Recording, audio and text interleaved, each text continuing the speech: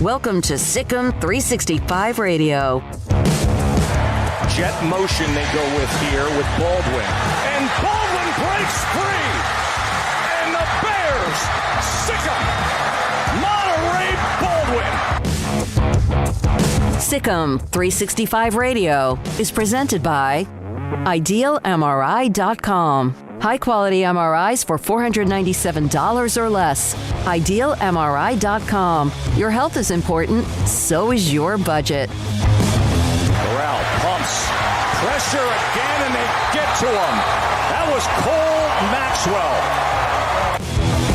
The 3 o'clock hour is sponsored by Waco Custom Marketplace. Meats, sweets, Texas treats, and a cut above the rest. 425 Lake Air Drive, Waco. 19-year-old true freshman quarterback stepping in for the injured Matt Corral, and then being brought down. Bryson Jackson with the sack and the turnover on downs. Now here's Paul Catalina and Craig Smoak.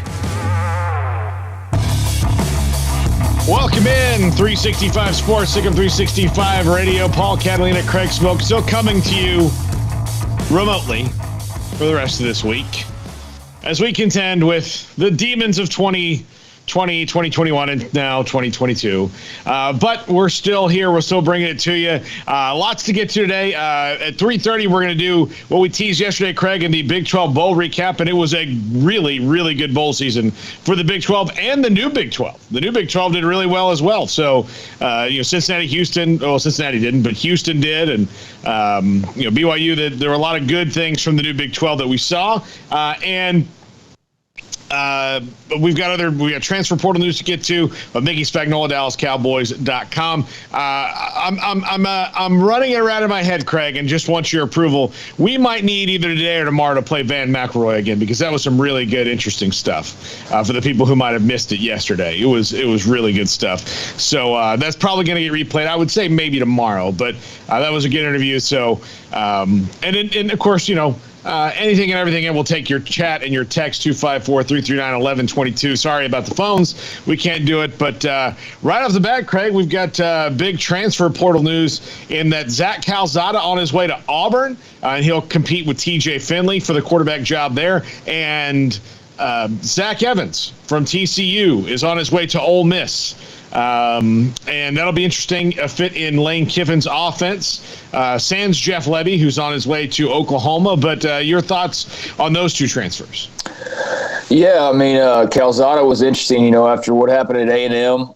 Kind of surprising to see him get all the playing time that he did and then decide to bolt from College Station. But that's just sort of the nature of the way things are right now with the transfer portal. So, yeah, he ends up at Auburn. And as you said, they've got TJ Finley, but obviously looking to provide some more competition.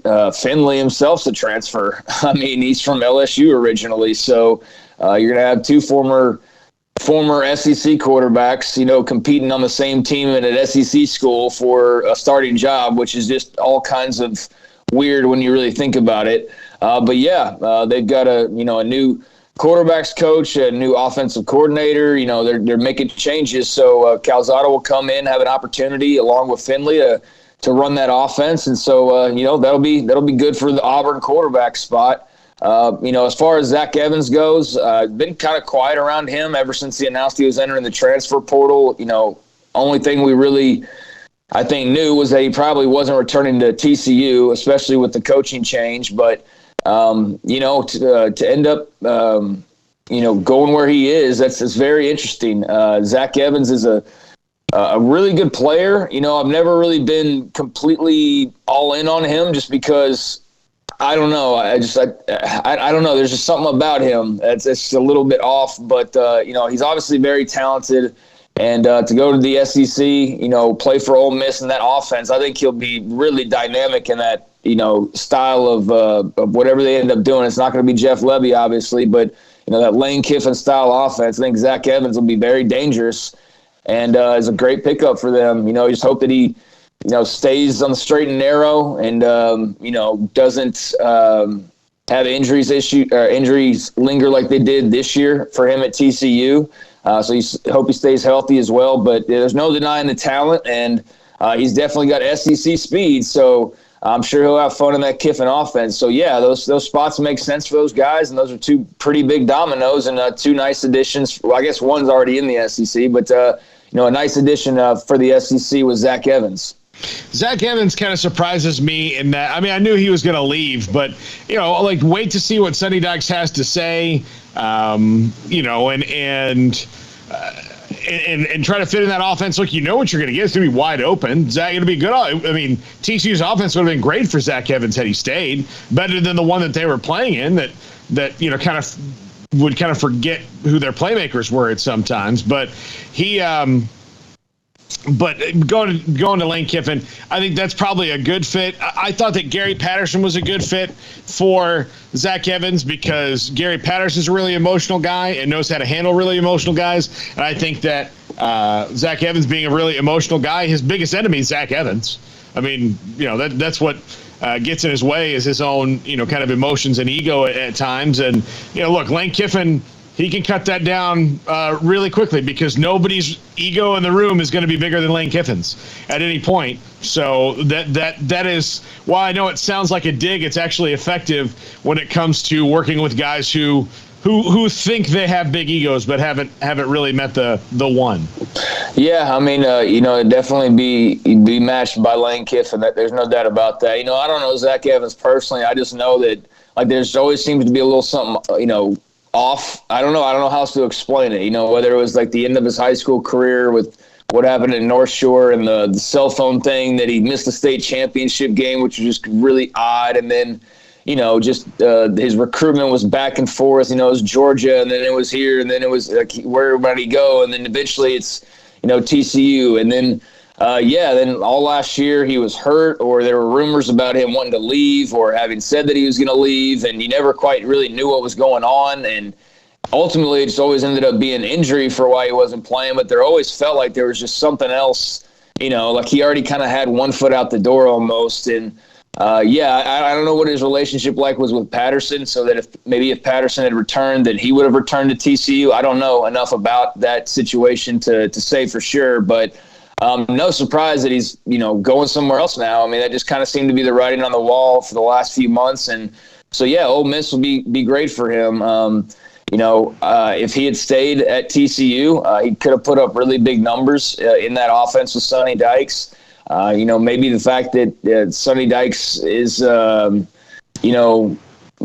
new, maybe didn't know him, maybe that factored into it. I hope he at least heard the sales pitch, because running backs can thrive in that offense. But who knows? Maybe that style of offense, was a deterrent. I don't know. I don't know with Zach Evans, but great pickup for Ole Miss in terms of just pure talent level, and very curious to see who wins that Auburn starting quarterback job. And it's weird, man. It's like watching, free agency or just like all-star teams being drafted in some cases. Almost there's like a bunch of all-stars are in the portal, and teams are just grabbing them. And I know there's been a lot of other moves as well that maybe aren't as high profile.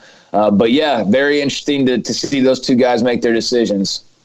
Yeah, I'm very curious on Zach Calzada. I think with the right kind of coaching to get him under control, he can be a very effective quarterback. But the bottom line is that he's got this laser cannon arm and doesn't know his own strength. There are times where, I would watch A&M games, and when Jalen Weidermeyer wasn't, really involved in the offense, you wonder why, of all the people you can't get the ball to, the one who's the biggest mismatch on the field was weird. And then you watch him, and Weidermeyer would be open or be able to, be in position to win on a 50-50 ball. But Calzada would just kind of wind up and throw a 95-mile-an-hour fastball when he didn't need to, when he really needed to hit the corners. And so those are things I think that once he works on, he'll be really good. I was really surprised, because that A&M quarterback room, before, now that Max Johnson's there, that's certainly, Max Johnson, the Haynes King, and Connor Weigman. But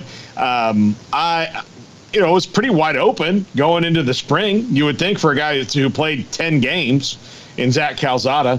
And, of course, they wound up not playing the bowl game, but he played 10 games and then left. I don't know what that one was the most bizarre to me, because usually you don't see a guy play 10 games and leave unless he just feels like, the other guy's going to come in and beat him, or the other two guys are going to come in and beat him in Haynes King and Connor Weigman. And now they've got veteran leadership on the bench, and Max Johnson, a guy who beat them at the end of this past season. Yeah, it's all really weird. You play a team, you beat them, and then you're on their team the next year. Or even just weeks later. It's very strange. And yeah, the Calzada announcement, Zach Evans at TCU was not a surprise at all. Like, the more games he missed, again, it was said because of an injury, but again, it just felt like that was also part of just him ultimately leaving.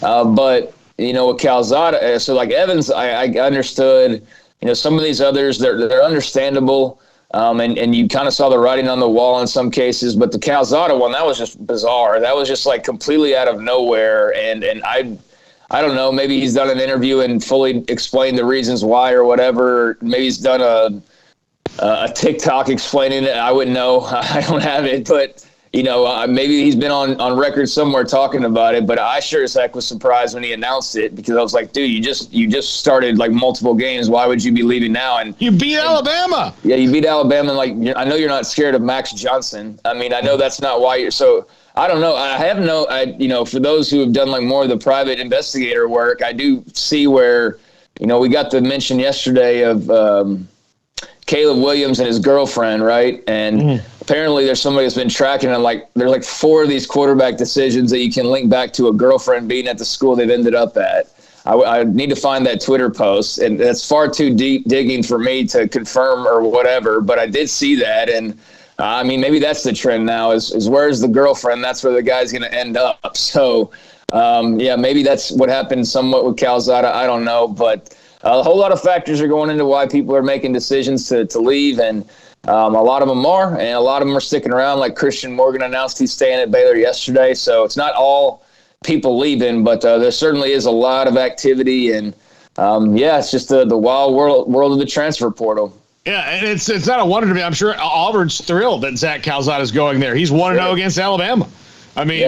That's something that nobody on their roster, I think, is 1-0 against Alabama right now. So he can come in and tell them, like, here's how I did it. But it was kind of a miracle in the fact that they did. But and Auburn was right there to knocking Alabama off this year, except for one really bad play by one guy. So I'm just curious, like, if you go to Auburn and TJ Finley beats you out, like, what's your plan then? Yeah. That's the thing with some, at A&M, how many, they went from 2 quarterbacks to now they've got 4 guys overnight practically, right? So what happens if Max Johnson doesn't win the starting job there? Like that's the thing is, there's not like 3 or 4 starting quarterback jobs on every team. So yeah, some of these decisions are kind of interesting when you look at the situation they're walking into, and I'm sure they've had the conversations with the coaches, and I doubt there's many starting jobs being guaranteed. There's I don't see how, if you're Auburn, you could tell Calzada like, yeah, you come in and you're the guy. I don't think they could tell him that right now, but obviously he's confident enough that he can go in there and win the job, and we'll see what happens, but certainly interesting seeing some guys go in places where there's already, some depth that's been created, or some other guys that, could perhaps be better than you, but that's the risk that you run when you make these decisions. So we'll see how it plays out for these guys. Yeah, Max Johnson must just want to really play with his brother at A&M, Jake. So, Could be it. I mean, because again, he's in at least a battle with Haynes King, and I don't know how good this Connor Weigman kid is already. Supposed to be really good. I mean, that's I know there's a lot of hype for him. Yeah, he's a really good high school player right now, but is he ready to be a college player? That's always the question. And there's not a whole lot of true freshman starting quarterbacks out there. It happens more often now than it used to, but even still, you usually have that waiting period, to do that. So, but yeah, I think that'll. Obviously it'll all work itself out, but Max Johnson must really, really want to play with his brother, because he's got enough starting experience where he wanted to be the unquestioned starter. There's probably 20 places in the country he could go that are okay, that are bowl teams, that he could just go and start there right away.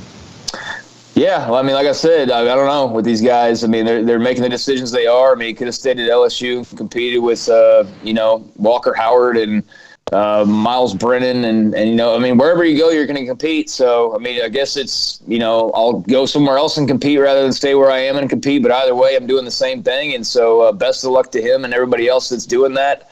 I hope that more guys make the decision that's beneficial for them ultimately, whether that's girlfriend, becomes a wife because of the decision, or you become a starting quarterback and get to the NFL because of it, whatever the case is. I mean, these guys all have their different reasons for their decisions. So, some interesting spots that these guys are landing, but it'll be fun to see the competition. And 16 or 1,700 of them are from the FBS level. So, yeah, I mean, so we're going to hear, a couple of major ones in and out every single day. And, of course, the big one we're all waiting for will be probably next week with Caleb Williams. And I do think it's funny.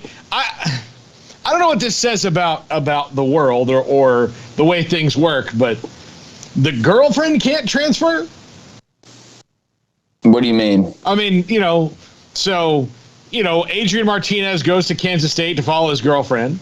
If Caleb Williams goes to North Carolina to follow the girlfriend can't transfer. They don't do that. There's not a girlfriend transfer portal? She could, but I don't think Adrian Martinez was looking to stay at Nebraska. No, I know. They're not going to ask him to transfer where they're trying to leave. So, I guess the girlfriend's probably, I don't know, maybe the players have even more leeway than a regular student at this point in terms of leaving. I don't know, but he's not transferring, leaving Nebraska to go get the girlfriend. He's leaving Nebraska regardless, and it just so happens the girlfriend's not there either. Otherwise maybe he'd be staying there if she was. I don't know. I'm guessing, if Caleb Williams transferred to North Carolina for his girlfriend, but he really wanted to go to USC, why can't she just go to USC? Maybe she will. I don't know. Maybe she does. Maybe she does end up transferring there. I have no idea. But there's girlfriends involved in some of these decisions, and that's nothing new. Plenty of guys have made decisions in the past before we started highlighting it as much as we do now that I'm sure involved girlfriends. I'm the Jarrett Stidham recruitment. Remember that, like, his girlfriend was going to Tech the entire time, and that was like a big deal that his girlfriend was going to Tech. And I remember, like, somebody pointing out after the fact of, like, the girlfriend at the time's father, once the Baylor thing entered the picture with him decommitting and then, him committing to Baylor, like, I remember somebody posting shots of, like, the father of the girlfriend, and he was, like, enraged at the Browns, family for flipping him. And then I don't know, like, I don't know what happened from there, but I know he ended up marrying a Baylor girl. It wasn't that girl that he was originally dating. And So yeah, I mean, girlfriends are nothing new to the picture, but they've certainly come into play before. And I don't know how much sway they'll have on some of these decisions, but if Caleb Williams ends up in North Carolina because of a girlfriend, then that's just North Carolina's damn luck. I mean, is what that would be. But yeah, I wouldn't be surprised if Lincoln Riley's already been on the phone with her, granting her like a spot on a sitcom or something like that to try and get them all to LA. I mean, that wouldn't surprise me in the slightest. Yeah, from the Birds word on the chat room, Stafford followed his girlfriend to Georgia. There you go. So there you go. I mean, look, it's that kind of thing is pretty undefeated. I mean, a different kind of NIL. Yeah, it's a different kind of it is, and got to start. Got to be keen in recruiting the girlfriends. Lincoln Riley better start. Does Caleb Williams' girlfriend play sports in North Carolina? I have no idea about her. I know nothing about it. Couldn't tell you what her name started with. I have no idea. But, I mean, I guess if she does, that'd be even easier way to – I mean, I don't know. I'm sure he's recruiting her either way. But, Caleb Williams, I'm just curious to see where he ends up. I still think it's probably USC. I mean, that just makes sense. I don't know at all. I'm just simply guessing. But if he ends up at North Carolina or SC or wherever else it may be, maybe some surprise we're not even talking about yet, it's going to obviously have a huge impact on, just the way we talk about, whatever team that is next season and whatever conference he's in next season and so on and so forth, and probably Heisman talk as well. So that's the kind of player that he is. And the thing about him is he's still got a lot of room to get a lot better. I mean, he is by no means a polished product, but he's pretty damn good raw and with a little bit of seasoning. So just imagine how much better he could get, in the next year or two. So obviously a very important decision for him. It's not just about NIL, even though he's going to make millions. It's about, are you really going to turn into the great quarterback you can be too? And that's why I think he ultimately ends up with Lincoln Riley, just because of the track record and the relationship already built. But who knows? We'll see. Maybe Mac and the girlfriend's a 1-2 punch that lures him to Chapel Hill, but somebody's going to get a really great player, that's for sure. Yeah. Daniel Axton said, I followed my girlfriend to Waco, been married 21 years now, and I'm still in Waco. So there you go. There you go, the power of the girlfriend. I mean, there's no denying that's been, like I said earlier, that's been a recruiting tool for longer than we've been talking about recruiting, and would be nothing new. So it just happens that I guess this year with some of the players, some of the quarterbacks in particular, that's that's been kind of a running theme. So playing a role so far. Yeah. Look, I can just say this because when it came to, my just personal life, I got my girlfriend to transfer here from Nashville. So I may be an outlier. There you go. Yeah. So you were the recruiting pitch for Waco, Texas. Yeah, exactly. There we go. I was the one. So, so far I'm the thing that's keeping her. So that's good. She's got a job now, so that's good as well. But anyway, let's see. We'll get to some of that stuff later on the chat room. When we come back, Craig, yesterday we teased that we're going to do kind of the Big 12 bowl breakdown, and it was a pretty good bowl season, save for a couple things for the Big 12, all the way around. I mean, there was a couple little dips, but for the most part, really good bowl season. And there we go. Brian Etheridge. I'm not going to repeat that on the air, Brian. I don't want her to hear that. But Brian Etheridge had the comment of all comments, and I'll send it to you, Craig. It distracted me as I was doing the throw to break. But when we come back, the Big 12 bowl season recapped. This is 365 Sports, SICM 365 Radio. This month, it's all about the championship drive as our hometown team celebrates the Big 12 championship and a Sugar Bowl win. So can you in your new vehicle from Allen Samuels Chrysler Dodge Jeep Ram in Waco. During the Start Something New sales event, shop for power, performance, and reliability from our selection of the new 2021 Ram 1500 Lone Star. Are you planning your next adventure? Choose from a range of Jeep models, including the 2021 Jeep Grand Cherokee. Take home the trophy from Allen Samuels in Waco. Come by. Let's be friends. How did Edward Jones become one of the biggest financial service companies in the world? By not acting that way. Financial strategies, one-on-one advice, it's a big difference. And that's why Brad Wilson, your Edward Jones financial advisor, makes sense of investing. Experience the difference for yourself. Brad Wilson, 250 Sharon Drive in Woodway, 254-776-4337. Edward Jones, member SIPC. Automatic Chef Canteen is a full-service micro-market vending and office coffee provider with state-of-the-art vending equipment, a wide variety of products, and offering custom-fitted micro-market vending office coffee solutions for your employee break room. You want a full break room solution and a workplace oasis? Well, Automatic Chef Canteen, locally owned and operated for over 50 years in Central Texas, also includes in-house mechanics on call 24/7 for fast, reliable service and maintenance. Automatic Chef Canteen, 6900 Imperial Drive in Waco, or online at automaticchefcanteen.com.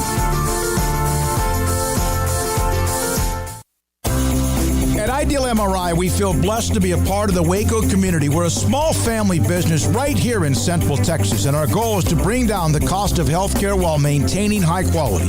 At times like this, the cost of healthcare has never been more important, and unfortunately, significant illnesses and injuries still occur. That's why Ideal MRI is open and here to serve you through the difficult time. We offer premium MRIs just like a hospital with state-of-the-art technology and specialists, but you'll pay less. Sometimes thousands of dollars less, whether you're using insurance or not. At Ideal MRI, we accept most insurance and there are no hidden costs, even offering financing if that's needed. Everything included in the price, and you'll not get something as a surprise in the mail later on. If you need an MRI, ask your doctor about Ideal MRI. They'll know. You can schedule an appointment safely from home online in minutes at idealmri.com or give us a call, 833-IDEAL-MRI, idealmri.com. Hey, this is Bryce Petty, former starting quarterback and two-time Big 12 champion, and I know firsthand the importance of being in top shape both on and off the field. So listen up, men. If you're feeling beat down day in and day out and looking for that high-performance edge that separates the men from the boys, then look no further than the Petty Clinic Low T in Waco. Petty Clinic is a comprehensive men's healthcare clinic with an atmosphere catering to men. Board-certified Dr. Kent Petty has a special interest in offering the highest quality medical care to men of all ages. Some of the services offered include screening and treatment for low testosterone or thyroid, infertility, high blood pressure, diabetes, high cholesterol, sleep apnea, while offering comprehensive wellness exams and complete men's health lab panels. High performance men, remember, it's not just a Petty thing. This is Bryce Petty, encouraging you to reach out and Google search Petty Clinic Low T or go to pettycliniclowt.com and get your complimentary lab screening today. There are 26 letters in the alphabet, over 600,000 words in the dictionary, and just 3 of them said together can change everything. Let's order pizza. Those 3 words lead to dough made from scratch and 3 fresh signature cheeses that blanket golden crust in a heavenly melt on Marco's Pizza that'll blow your mind. So visit marcos.com to order and stop by Marco's Pizza in Belmead, China Spring, Woodway, and soon to open in Robinson. Marco's. Pizza lovers get it.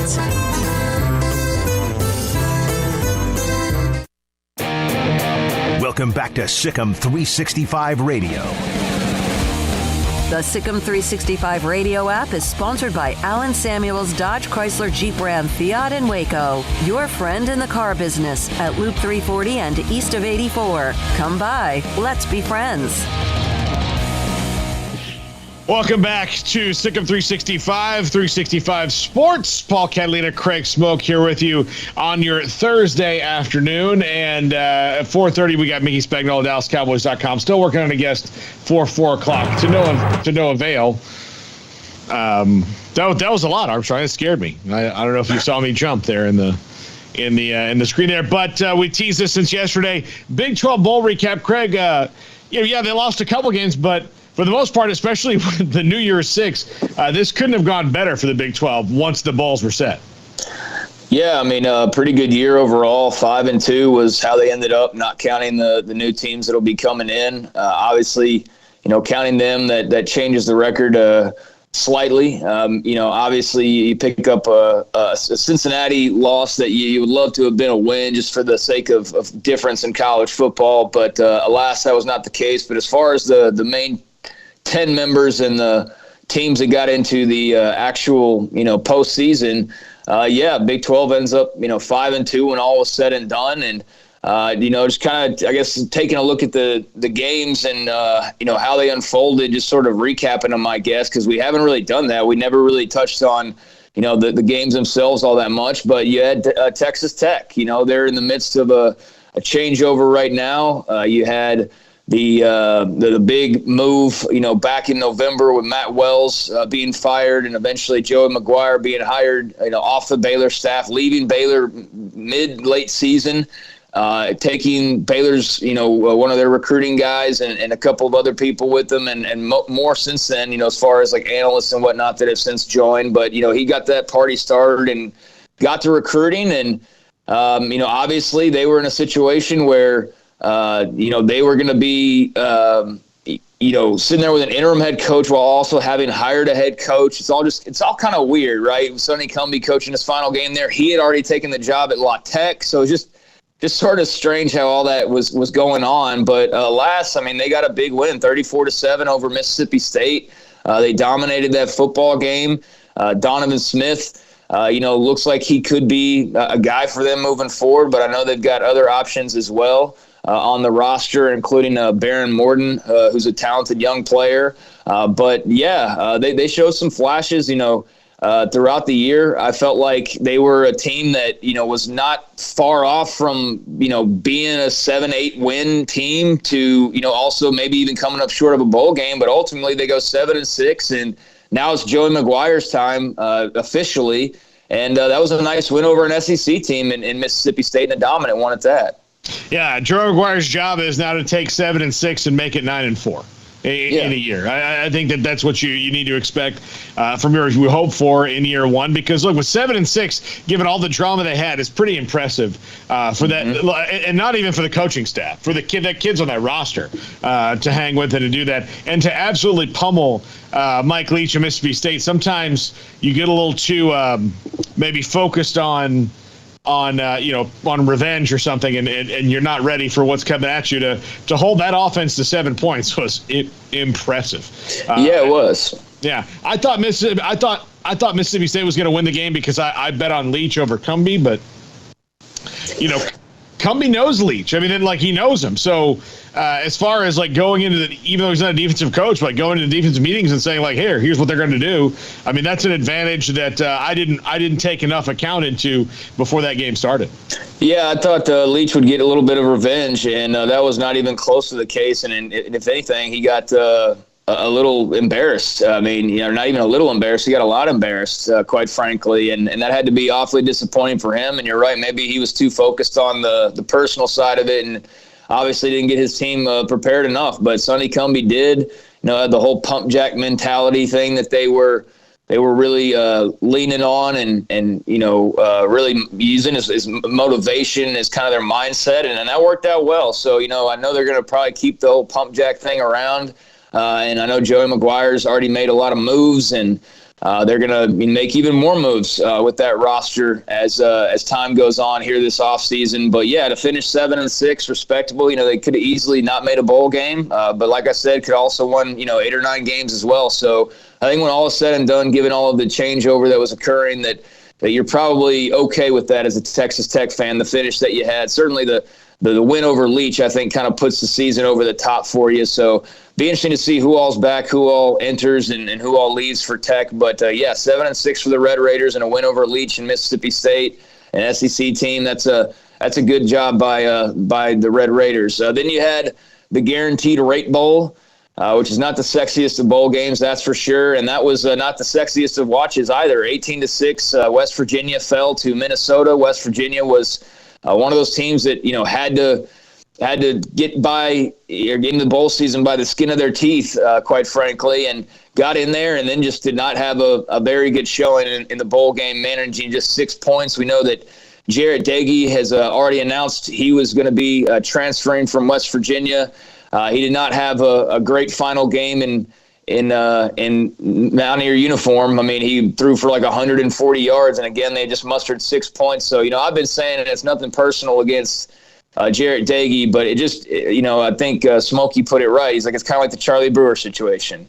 You got a good, solid quarterback. He's likable. He's not a problem or anything like that for you, but just not consistent enough, and at times so inconsistent that he can actually be the problem. And I I think that Charlie was kind of like that in some ways for Baylor, maybe not to the extent that Daggy was for West Virginia, or as long as Daggy was for West Virginia. But, nothing against the young man. I think he'll do better to go off with some new scenery. But I do think it was something that West Virginia needed. I think that they needed to kind of move on and bring in somebody else. So, the Mountaineers fall to Minnesota and finish the season 6-7. And, they've already I'm talking about Jared Daggy, but they've had like 15 transfer portal entries since the season ended. I mean, legitimately, like 15 guys have entered the transfer portal.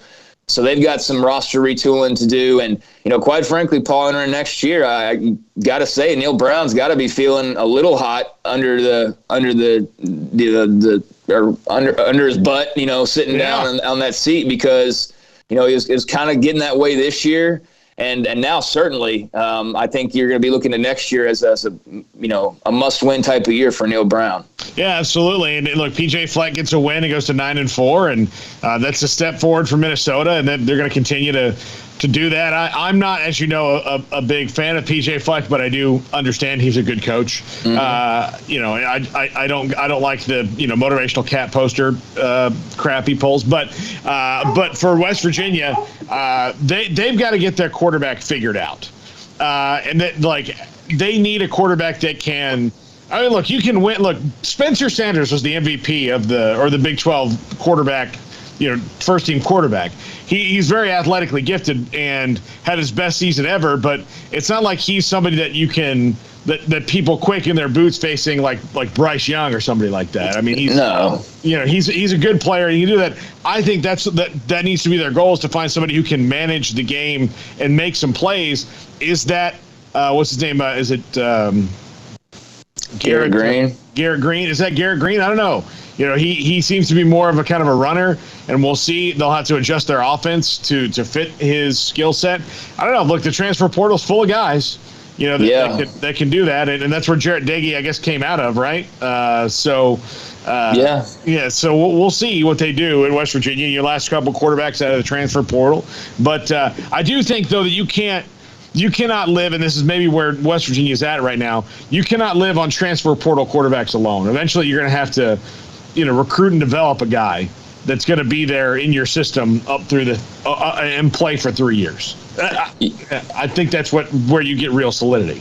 Yeah, I mean, they're going to have to hit the transfer portal just simply to replace numbers. I mean, they can't recruit losing 15 guys or whatever the number is actually now in the transfer portal. But, I mean, ultimately, guys like Winston Wright move on as well, and there's a bunch of others. But, I think that I still think that Neil Brown's a good coach, and I'm just curious to see what kind of moves he makes, because they're kind of in a no man's land right now as far as the Big 12 goes. They're not a bottom team, but they're clearly not a top team either. They're just kind of a middle team, and I don't know how much of an identity they really have right now. I do think that if they can get some solidify the quarterback spot, that would go a long way. They did get really good news. Dante Stills is coming back, so that's huge news for them, obviously, to get him back when so many guys are leaving. He's going to be taking advantage of that fifth season. So he's coming back, and who else? They had another defender that's coming back. Who was that? Josh Chandler Semedo. So they've had not all bad news, but certainly a lot to change up there in West Virginia. So they finished 6-7. Then you had the Alamo Bowl, Oklahoma. Bob Stoops back in the saddle for one last ride. Gets to watch his son catch a touchdown and gets to kind of pass the torch to Brent Venables in the post game, or pass the visor, so to speak. Maybe the last game we saw Caleb Williams in Crimson and Cream certainly feels that way. Last time we saw guys like Kennedy Brooks suiting up for Oklahoma. They've also been hit hard by not only just transfers, a boatload of those, but guys declaring for the NFL as well. Like nearly 10 guys are it seems like off to the NFL for the Sooners. So a lot of turnover there on the roster. But Brent Venables is coming. He's made some really good hires. I know he's still filling out that staff. Got the big hire, I guess it was yesterday, from Clemson. And I think he's going to have a really good staff when all is said and done. The Levy offense should remain effective. They've brought in Dylan Gabriel at quarterback. So we at least know that there's one piece of the quarterback room that's solidified for next year. And then who knows who else they might go out and get. But just in terms of, bringing the Lincoln Riley era to a close, so to speak, or ending it on a good note with Bob Stoops. I don't think Oklahoma, given the very tumultuous roller coaster year they had, could have had any better of an ending given the circumstances than what they got in the Alamo Bowl and that 47-32 win over Oregon. I know Oregon was shorthanded a bit, but, we could say that about every single bowl game, pretty much. So, nice win for the Sooners. Finished 11-2. And for that to be like the worst year ever or whatever, and for it still be 11-2, that's not too bad at all. And I think you had to be happy as an Oklahoma fan just to see that team all the way through and to see them finish the way they did. The vibe or the message that I got, or that you should have all gotten from Bob Stoops' press conference, is like, look, some weird stuff just happened, when he took over as the interim coach. Some weird stuff just happened. Clearly no one was ready for it. But this is still Oklahoma. This is still Boomer Sooner, Crimson and Cream. This is still 6 national titles and, a litany of conference titles and all that. This is still Oklahoma. And the bowl game was just proving that. Like, here you go. This is still Oklahoma. Good luck stopping it. And that was kind of a message. I think that was not just great for the team, but for the fan base to go, oh, okay. This whole thing isn't just Lincoln Riley. It isn't just Lincoln. And look, they've got some things to overcome, and next year's probably going to be, again, not what they're used to. But I just, given what they are and what they've been, I don't see that big of a drop-off when you've made the hires you had in Venables and Levy and everybody else. I just don't. Yeah, and let me correct you, 7 national titles. 7 Heisman Trophy winners. Yeah. So that's pretty... Yeah, pretty crazy. Yeah, I remember somebody asked him a question, and that was his kind of answer. He's like, "What? Like, did the building change? Like, nothing changed. Like, nothing. Like, see the trophies in the hallway on the way into the room." And I think too, when you line up all those those national championship trophies, like that's really impressive to look at. But I think you line up like 7 Heisman trophies, and that's like a whole nother thing. Like the national titles are obviously more important. But when you can sit there and line up 7 Heisman trophies next to each other, and like 3 of them have happened 2 of them have happened in the last 5 years, that's Lincoln Riley though too. Like he brought the Kyler Murray Heisman and he brought the Baker Mayfield Heisman and a lot of fun, but none of those national title trophies. And Stoops himself only brought one of those. That's really the only thing that's really been missing from the program. They won the conference so many times, but that national title, getting number 8, that chase for 8, so to speak, has been eluding them for quite some time now, even though they've had a bunch of cracks at it. So we'll see. Maybe Brent Venables is the guy that can ultimately put them over the top. But I'm excited to see kind of how they retool that roster. The Gabriel move's obviously very interesting.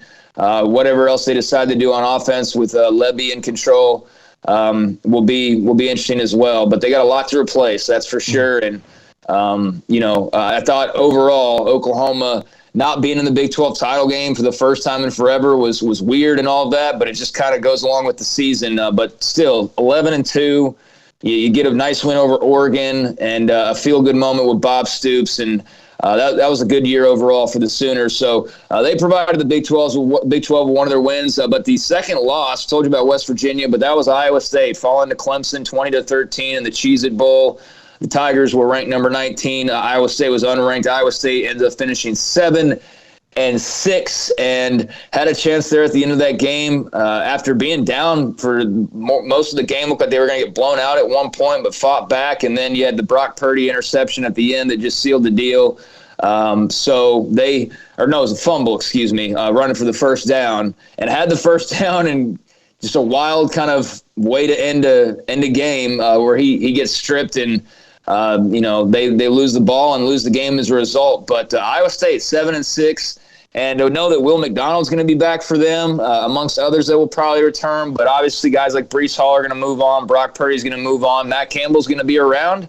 Barring anything crazy happening during the NFL coaching cycle or something, he looks like he's going to be in Ames despite all the changes. So I have to say a disappointing year from the standpoint of like expectations, even though Matt Campbell will say that, we outsiders had different expectations, but I certainly can't say that he could really, with a straight face, look in the mirror, and think that 7-6 was going to be their record this year when the season started, or that was in any way a goal.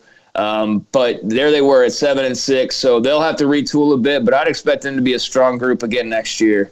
I'm sure they will be, but it's hard for me to fathom them, having a better situation than they had as the most veteran team in the league, which is what they were, and the most experience coming back. And the most veteran team in the league sometimes is just guys who played 4 years that all sucked. But that was not the case for Iowa State. This is the most successful run they've had in a long, long time. And this was poised to maybe be the best season in school history. And then, early up to the first game, I can't remember who it was. Was it Northern Iowa, whoever they played?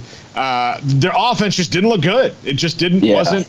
And then you thought, like, okay, well, they're going to knock your head in on defense, but doesn't look like they're going to score a lot of points. And then Iowa took it to them, and it was downhill ever since, from the beginning. And they put a lot of eggs, I think, in that Iowa basket. Yeah, Iowa jumped up and got them, and that was kind of like, all right, this year isn't going to be different from most years because Iowa usually wins. And then they had the early Baylor loss. That was a tough loss early on that put them at 0-1 in the Big 12, and they went on a little run after that. But ultimately, that was just kind of like your pivot games early on in the year. Like, if you beat Iowa, this is a different type of year. If you beat Baylor out of the gates, then you're starting really the Big 12 at like 4-0 ultimately. But instead, you were 0-1 and then 3-1, but you'd already picked up that loss. So then when you picked up that next one, okay, now you got 2 Big 12 losses and 3, and then they just stack up and you're out of contention. But had an opportunity to really, I think, not that it was a terrible season, but I thought they really had an opportunity if they could have, clinched that comeback against Clemson to end on a real high note and kind of save maybe any feelings of like, oh, this is disappointing. But then Brock Purdy picks up a first down and fumbles, and that was just kind of the way the year went for them. But, looks like, again, Matt Campbell will be around. Will McDonald will be back. There will be some change, obviously, but Iowa State ends up finishing 7-6, and they, along with West Virginia, were the 2 bowl casualties for the Big 12 this year. Finishing out with 3 wins. Baylor versus Ole Miss in the Sugar Bowl, obviously, Paul. Number 7 over number 8. Baylor will likely finish with a top 5 ranking, finished with 12 wins, most in school history. Big 12 champs and Sugar Bowl champs, first time in school history.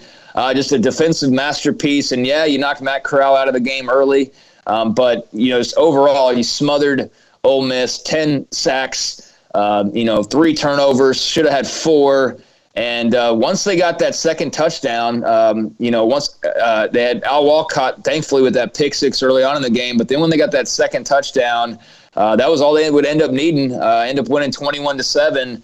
And Abram Smith breaks the school rushing record, single-season rushing record. And I could go on and on about the accomplishments, but the greatest Baylor team in history on paper, and there's no debating that. You can debate the talent level, but there's no denying that they are the most accomplished Baylor team in history. So, I'd have to say thumbs up on Baylor's 2021 season. Yeah, and it's saying something that 21-7, I think about the score, and you think, well, that's a close game. And for the most part, it was. But in the fourth quarter, when it's 14-7, it felt like it was 41-7. That's how good that defense was and how overmatched Ole Miss was on that night. And, the breaks all, for the most part, went Baylor's way when they had to. And and their defense just having the kind of confidence in your defense to go for it on 4th and whatever at your own 38, and then know that you're not going to give up points was what Dave Aranda, I don't think people understood until that game, was like, that's why he did it all the time.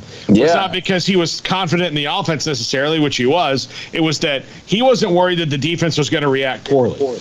A lot of times coaches won't go for it because you can't, I can't put these guys back out there. They're up against it. We're going to have to punt and maybe give them a better opportunity to go down the field. And look, in the Big 12 championship, going for it on 4th down almost burned him. Almost burned him for the whole game. But he knew the defense all year long was good enough to get the ball in minus territory, or not get the ball, but give up the ball in the minus territory, and 3 points was about the threshold. And that was kind of how I felt against Ole Miss, and an offense that was fantastic, high-flying offense. So, Yeah, I mean, I think, you can say, what if Matt Corral played, and that's whatever. I still think Baylor wins that football game. I mean, that's the type of year that they had, and they did what a lot of other teams that were as good, if not maybe a little bit better, were unable to do. And that's win the Big 12 and then actually follow it up with a meaningful bowl win against a meaningful opponent. And it wasn't the empty feeling of the Fiesta Bowl or the Cotton Bowl or, the multiple times Baylor had a chance to kind of cap something off and came up just short. So, yeah, great year, all-time best year in school history, 12-2. You can't be mad at that. Also on January 1st, we had Oklahoma State with a terrific come-from-behind victory down 28-14 at the half. Had a huge third quarter to put themselves back into that game and then ultimately win by 2 in the Fiesta Bowl. Huge win for Mike Gundy. Great game for Spencer Sanders. Oklahoma State's going to finish top 10 and borderline, I think, right there on the edge of top 5-ish with that win over number 5 Notre Dame. I'm curious to see, obviously, what changes occur at Oklahoma State. I mean, a big one's going to be Jim Knowles is gone. I mean, that's the huge one, is that he's no longer going to be running that defense as he goes to take over the Ohio State defense. But, they'll have a lot of talented guys back. They had some really young players that contributed this year. So very curious to see kind of how they build off of this. But Gundy and company with a historic year and 12 wins. And, obviously the disappointment of that Big 12 championship game and the what if that forever and ever will be out there of, how that final, how that goal line stand, that fourth down stop could have gone differently. But ultimately, they finished with 12 wins in a Fiesta Bowl. So I think you got to be pretty happy about that if you're the Pokes. Yeah, absolutely. I mean, look, I know that, disappointing that you didn't win the Big 12 title, but look, you were in the game. I mean, you're in the game, which neither Baylor or Oklahoma State had been, for forever. Baylor never, Oklahoma State, one other time, right, in the Big 12 championship game or at all? I think in the previous era, yeah. Yeah, in the previous era. So in the new era, neither of them had been in it. And I think what the other thing says about if you look at the 3 games we've talked about for the top teams in the Big 12, all right, so you're telling me the top 3 in the Big 12 is 11-2, and its losses were to the top 2 teams. So Oklahoma, as much as this was a down year, did not have a bad loss. Baylor had a bad loss, and Oklahoma State lost to a 7-6 team in Iowa State. So to me, the Big 12 right now, I mean, of course, Oklahoma's leaving, but that's a heck of a finish where you're 12-2, 12-2, 11-2 at the top. And shows you what the league really was. Now, granted, it didn't have the rolling ball of PR goo that is the SEC, but heck, I mean, that's a pretty damn good year for the conference when your top 3 teams are that. Oh, yeah. I mean, you could have been the Pac-12. You could have been much worse. You could have been a variety of other conferences. I mean, if at worst you were like the 3rd best conference in the country this year. So I think you'll take that all the time. I guess you could say the SEC would have been 1, obviously, with the national title game being what it is. And then I guess you could argue maybe the Big 10, with Ohio State and Michigan State, et cetera. But, I mean, the Big 12 is right there. I mean, certainly better year than the ACC and the Pac-12 without even question. Yeah. That was a really nice win for the Cowboys. Curious to see kind of how they retool this offseason. And then you had the capper as the Big 12 went 5-2, Kansas State over a depleted LSU squad. And, I know everybody could point at every game and say, well, this guy was missing or that. I think in this game you have to mention the fact that LSU had minus 40 or under 40 scholarship players, whatever the total ended up being. I mean, that's notable. Had fights breaking out in this game, and you wouldn't have thought it was a throwaway bowl game based on the emotions that the K-State had in this game. They were rip-roaring like they were playing LSU and Joe Burrow for the title, and they get the win, and that's big for Chris Kleiman as he just continues the program build. They finished 8-5, about where they finished last year, but now you got Adrian Martinez that we know will be coming in as their new quarterback from Nebraska. That's obviously one big move that's already been made, and they needed to answer the quarterback position because Skylar Thompson's health was kind of like their story every week. Is he healthy? Okay, they'll be good and competitive. Is he not? Okay, well then it's a total question mark on what they can do. Deuce Vaughn should be back, which is massive. And Martinez, maybe it all takes is a change of scenery. You cannot deny the guy's talent level. It's just the decision-making and the ball protection that's awful. But if he can work on that a little bit, I mean, that dude could go in that K-State offense and tear some things up and be explosive. So I'm very interested to see their offseason as well. I mean, I am for all these teams, but K-State right there on that, 8-win mark, not far from, turning that into 9 or 10. And that's obviously a big deal. And even though it was a not a typical LSU squad, I mean, it's still a game where you can say, hey, we beat LSU. We got to win over the SEC, and we got a Texas Bowl trophy. So thought it was a nice way for K-State to close out the year. And, that's how the Big 12 bowl season would wrap up. Any thoughts on K-State? Yeah, I do. I actually have a couple. In that, one, I think when you mentioned Adrian Martinez, he's going to a coach that's a little bit of a steadier hand than Scott Frost is right now, and Chris Klieman. I'm not trying to dig on Scott Frost. He has enough problems without me digging on him. But the basic thing is, like, he trusted Adrian Martinez to run the offense that Mackenzie Milton was running at UCF, and they're not the same guy. They're not the same. They don't have the same, here. Mm-hmm. But what I think Chris Klieman will do with Adrian Martinez is make him run this offense and keep him, like, for better or worse, keep him in the box a little bit. Like, keep him in, like, here's what you need to do, which then means when he can make those big plays, there'll be that much more because he's not going to be turning the ball over. I will make a bold prediction. Even if he's not all world and all Big 12 next year, Adrian Martinez will have less turnovers with Chris Klieman than he will with Scott Frost. Bottom line.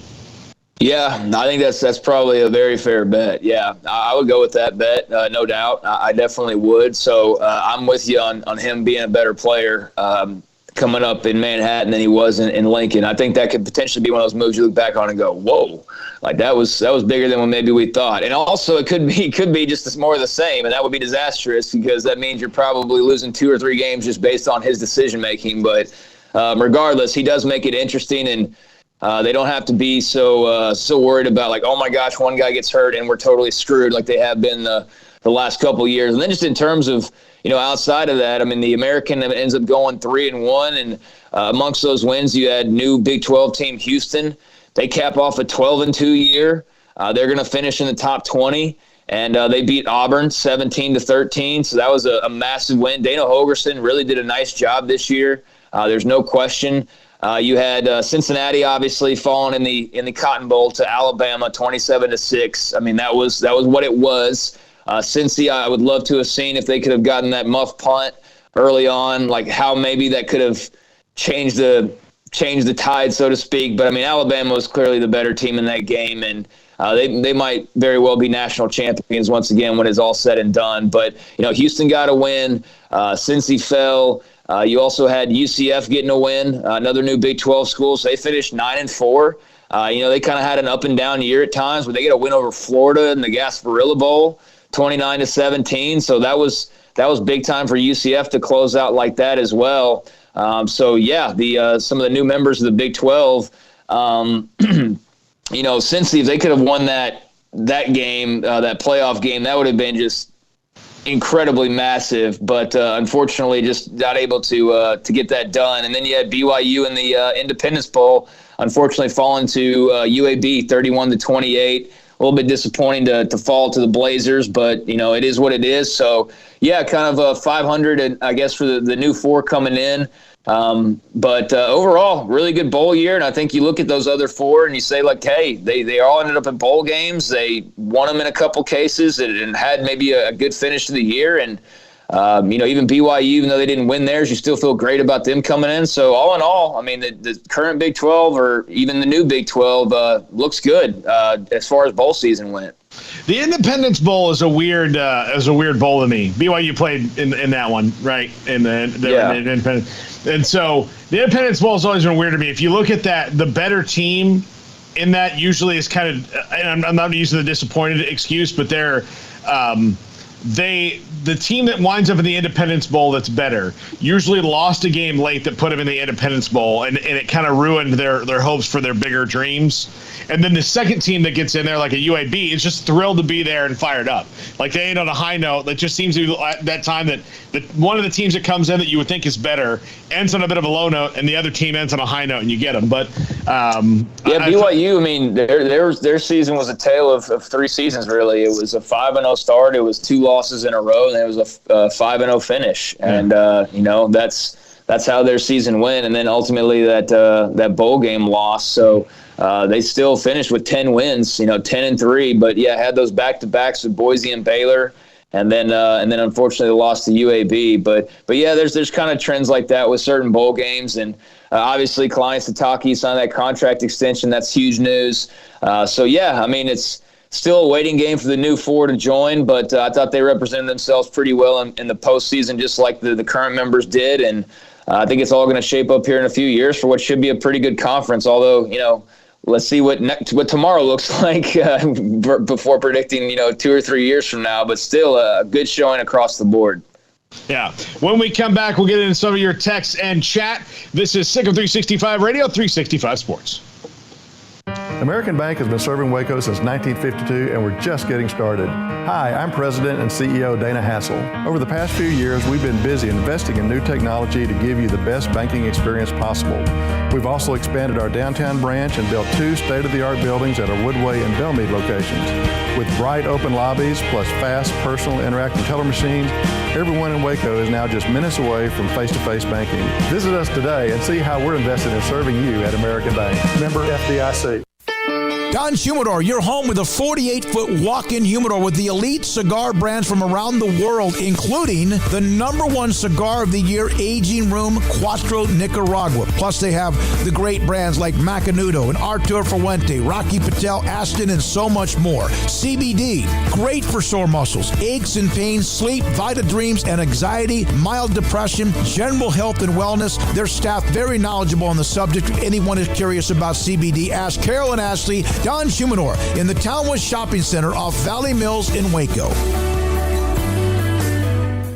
The year is wrapping up, sports bettors, but BetUS still has your NBA, NHL, college football bowls, UFC, PGA, and of course NFL betting lines up for their 27th year. Live betting on all of it. Log in to BetUS.com today. Use our promo codes SICK'em125 for 125% bonus on cash, or SICK'em200 if you use crypto. So use the 3-decade leader, BetUS.com. Use promo code SICK'em125 and SICK'em 200. In the market for a quality metal building? Since 1943, Pioneer Steel and Pipe has helped Central Texas residential and commercial customers with metal building design, panel options, building components, and trim options. Pioneer Steel and Pipe's residential line is energy efficient, offers low maintenance, reduces insurance payments, is impact resistant, and carries up to a 45-year limited warranty. In addition, they can also help you find a metal building contractor for your project. Pioneer Steel and Pipe with locations in Waco and Bryan and at pioneersboys.com.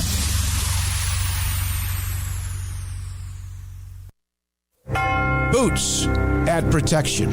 Good boots help you climb better and move forward faster. And when your son or daughter steps into the boots of a U.S. Army officer, they also learn how to lead. In these boots, they'll gain more confidence with expert training in one of more than 150 occupational specialties.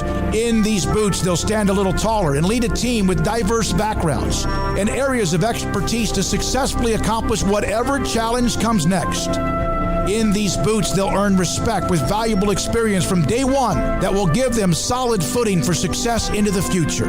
Highly qualified candidates who earn a spot on our team can receive comprehensive health care coverage, college tuition assistance, and a bonus of up to $40,000. See all the things your son or daughter can achieve in our boots at GoArmy.com. U.S. Army Waco Recruiting Company, 254-598-8131 or 254-776-1543.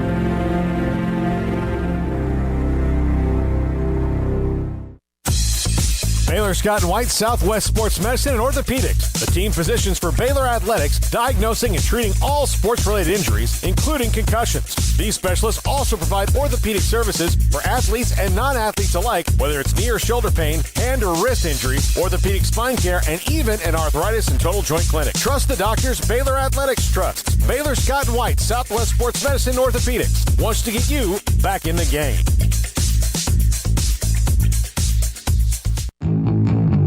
Welcome back to Sick'em 365 Radio. Abram Smith with a good run. Look at Abram Smith. They were pinned at their own 5.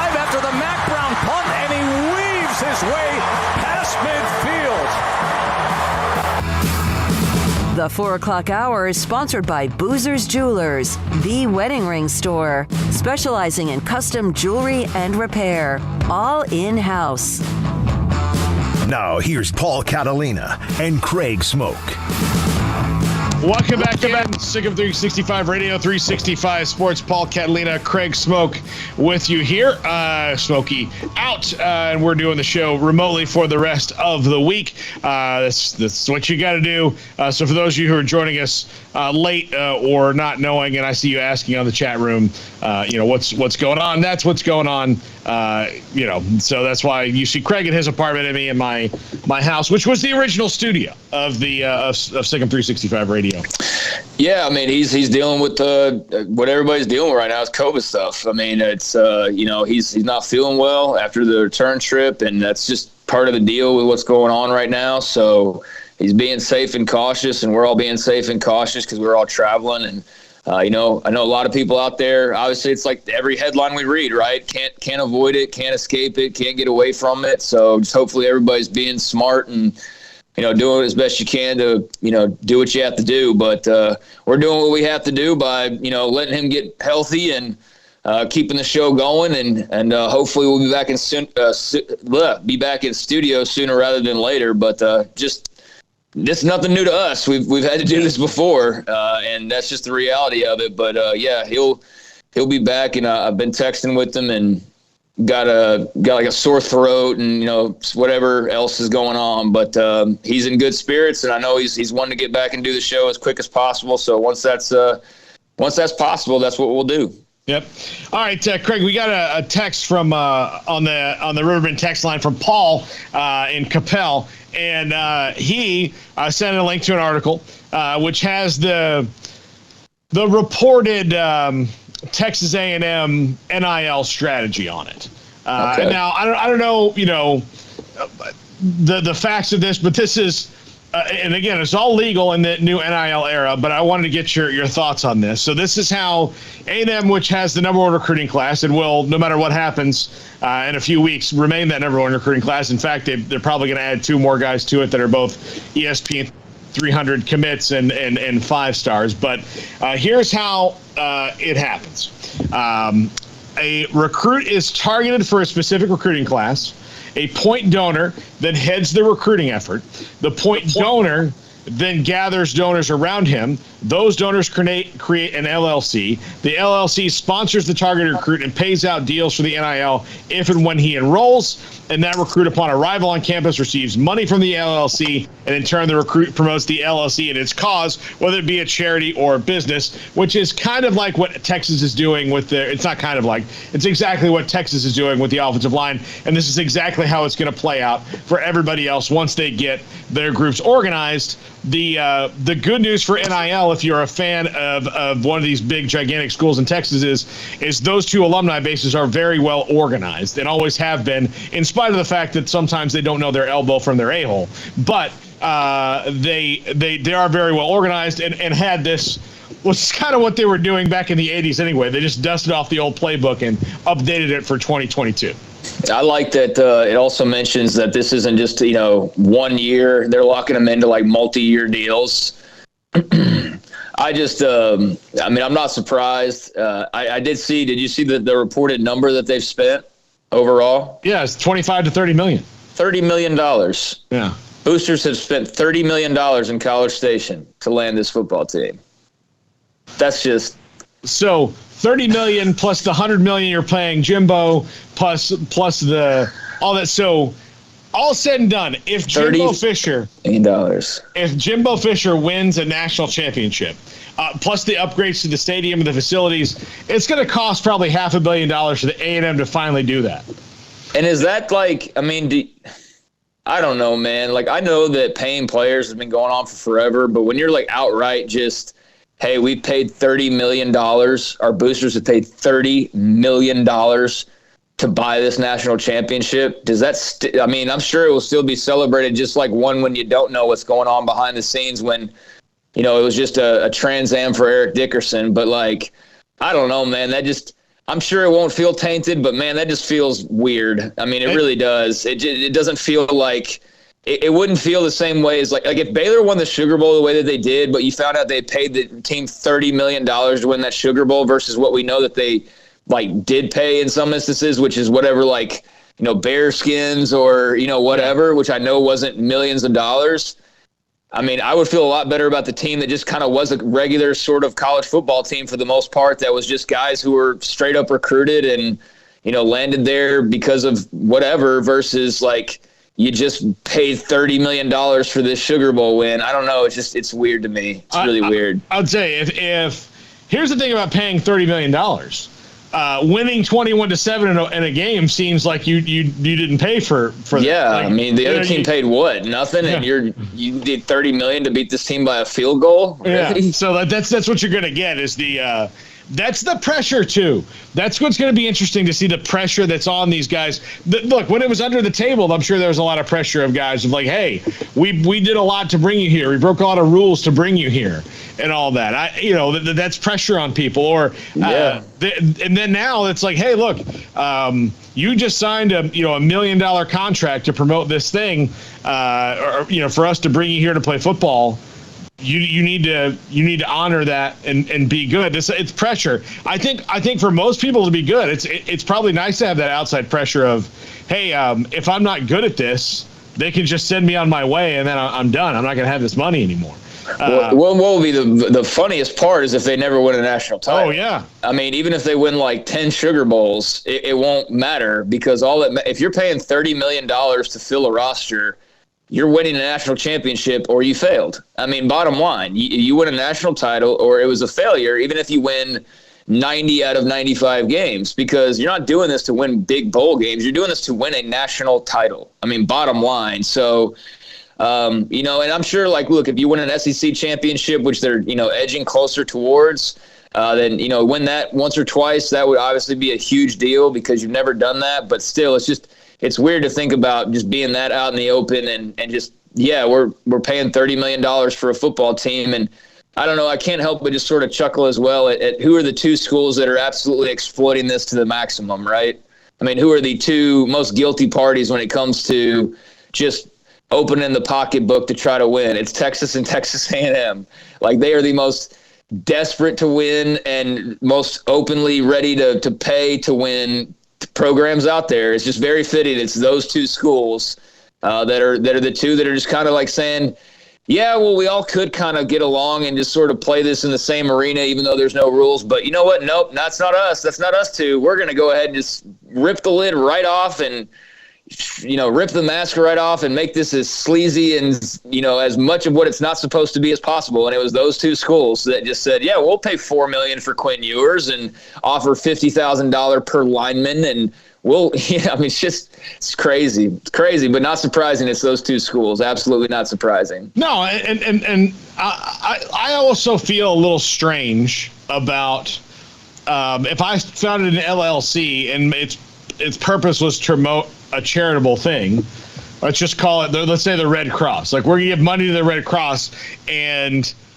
Walter Nolan, who's the number one recruit, is going to be our face for the Red Cross. Well, I mean, shouldn't you just give that money to the Red Cross if you gave a crap about the Red Cross? You think so? To pay somebody to endorse something, to endorse a charity, always feels strange to me. Like, it when it has nothing to do with the charity. Like, the charity just is having to be mentioned to make it seem like it's on like the real up and up, when it's totally clear what it really is. It's just the charity has to be involved just to make it look like something that it's not, when it's clearly obvious what it is, and it's just openly buying players. And hey, if that's within the rules, that's cool. But let's not.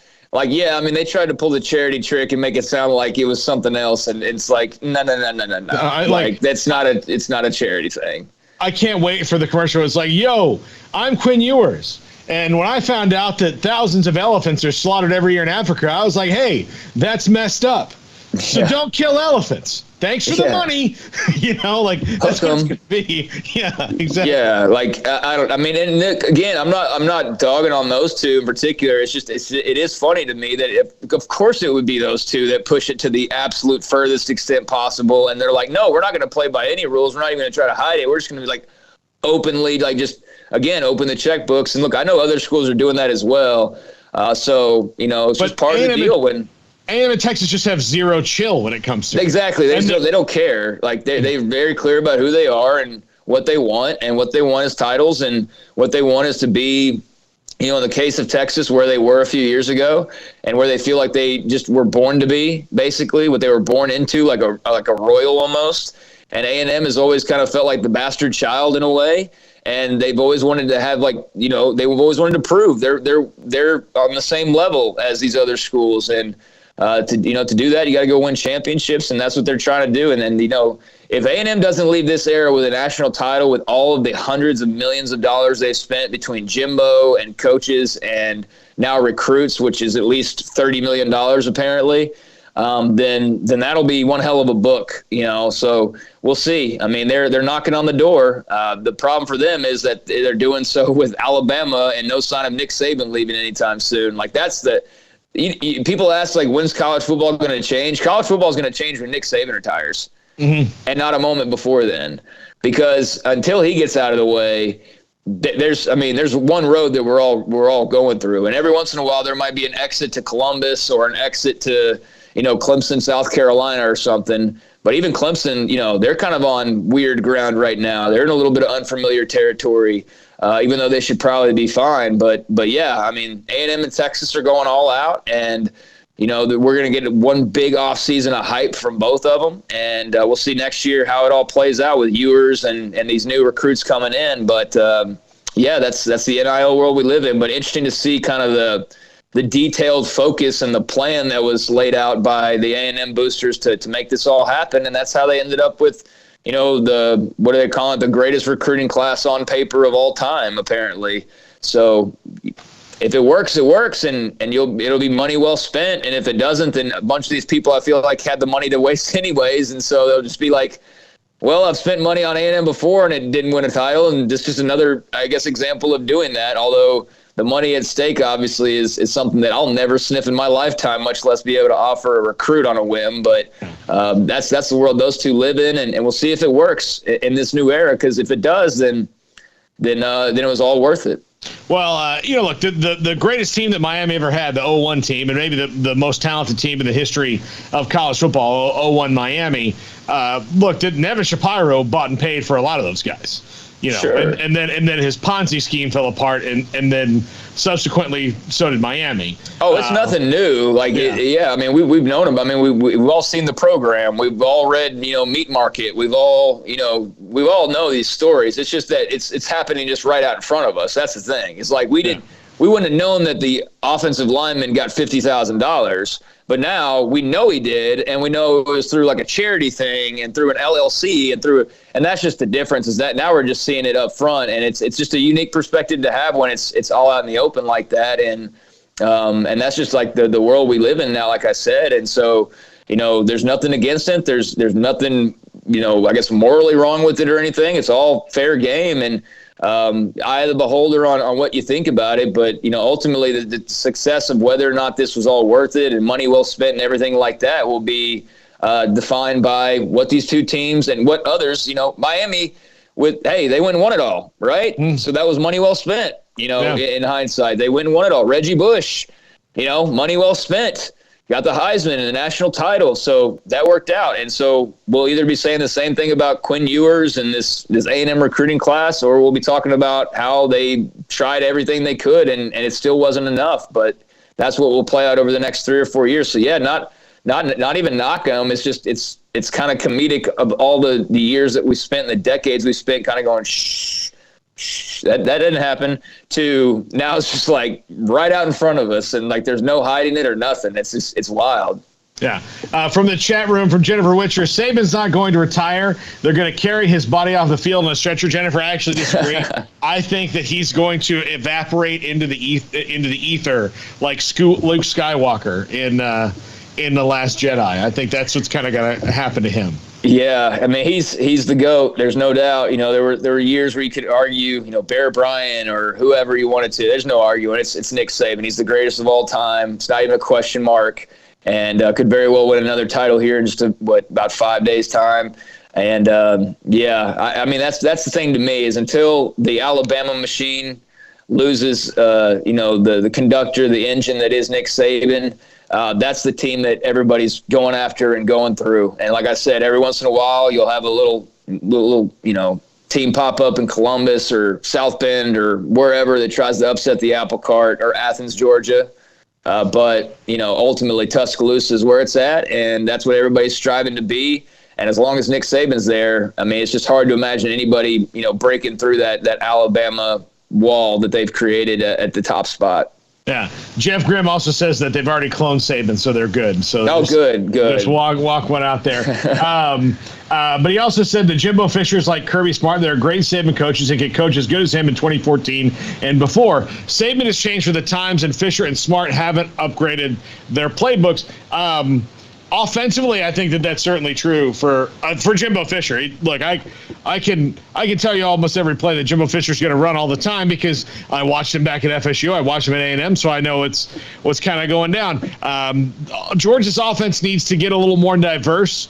I still think I might pick them next week when they play Bama, but that's probably a little bit true, in that like Saban is updated and changed, and the reason he's able to have this run is because he has been willing to change, where most coaches can't.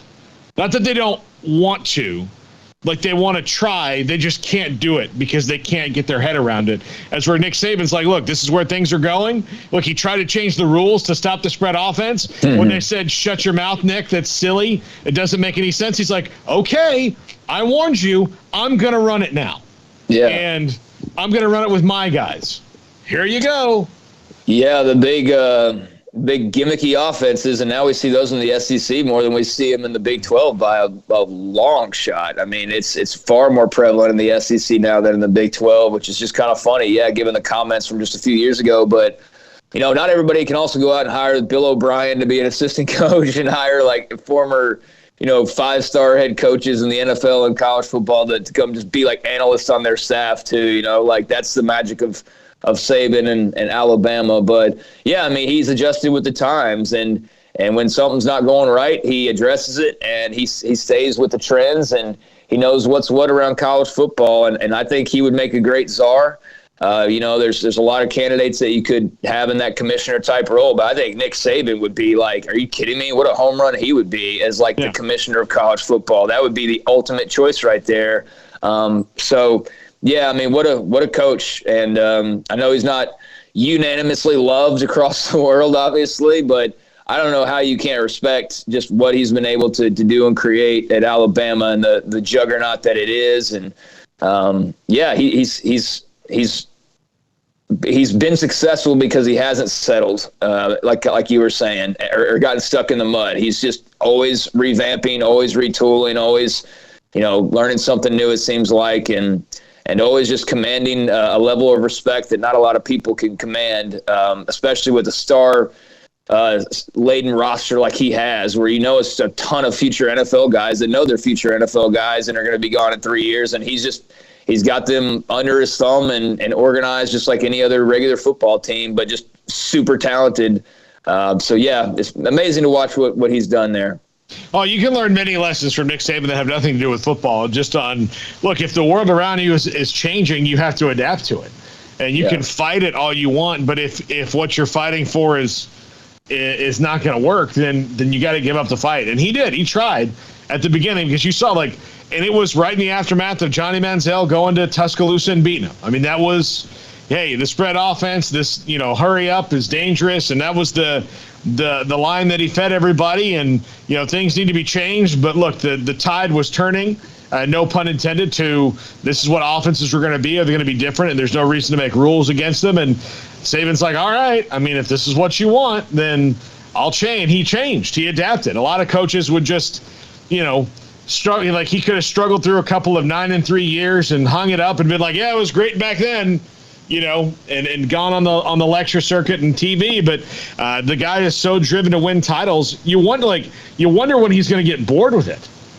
Yeah, I've wondered that too, and that's why I said, until he decides to hang it up, that's going to be the biggest momentum shift in college football, not NIL or any of that stuff. I mean, that's what's going to change, because then it's going to be a far more even playing field, because there's not a coach you can put in his class right now. Mm-hmm. Once it's like it's him, And then it's like the second tier is a bunch of all great coaches that are really good. Your Dabos and your, I guess you want to say Jimbo or whoever you want to throw in there. And then there's, all the other tiers. But then once he's gone, like that top tier will suddenly be just like 12 guys or, 6 guys. Whereas right now it's just one. It's just him. And there's not a comparison to him. But yeah, then that top tier will eventually be your Kirby Smarts, your Jimbos, your whoever's, and it'll be a lot more of an even playing field. But I don't see that time coming anytime soon, and I don't necessarily want it to because I think he's good for college football. I don't know that Alabama winning every year is necessarily good for college football, but he is, no doubt. And if you don't like it, get better and go beat them, Yeah. Chris on the chat room asked you, Craig, do you believe Saban was a better coach than Paterno and Bear Bryant? That's an incredible comparison. I'll answer in mine, yes. And I'll let Craig go, but there's several reasons I say that. Yeah, I mean, I do. And I granted, I don't have the benefit of having seen Bear Bryant, and the impact that maybe was felt when he was around. All I can do is go off record books, got to see a lot of Paterno. But yeah, I still feel confident in saying that. I mean, I think the titles speak for themselves. I think the fact that he's done it at a couple different schools. I think just the amount of NFL talent, Heisman winners. I mean, and look, if you want to go off of like more of what was done in the community or cultural impact or things of that nature that aren't wins and losses, by all means, you can make probably an argument for those other guys were more important. But I think just in terms of the best football coach with the best, records and trophies and award winners and NFL players and on and on and on and on. I mean, they pretty much hold, and he holds pretty much every single mark now.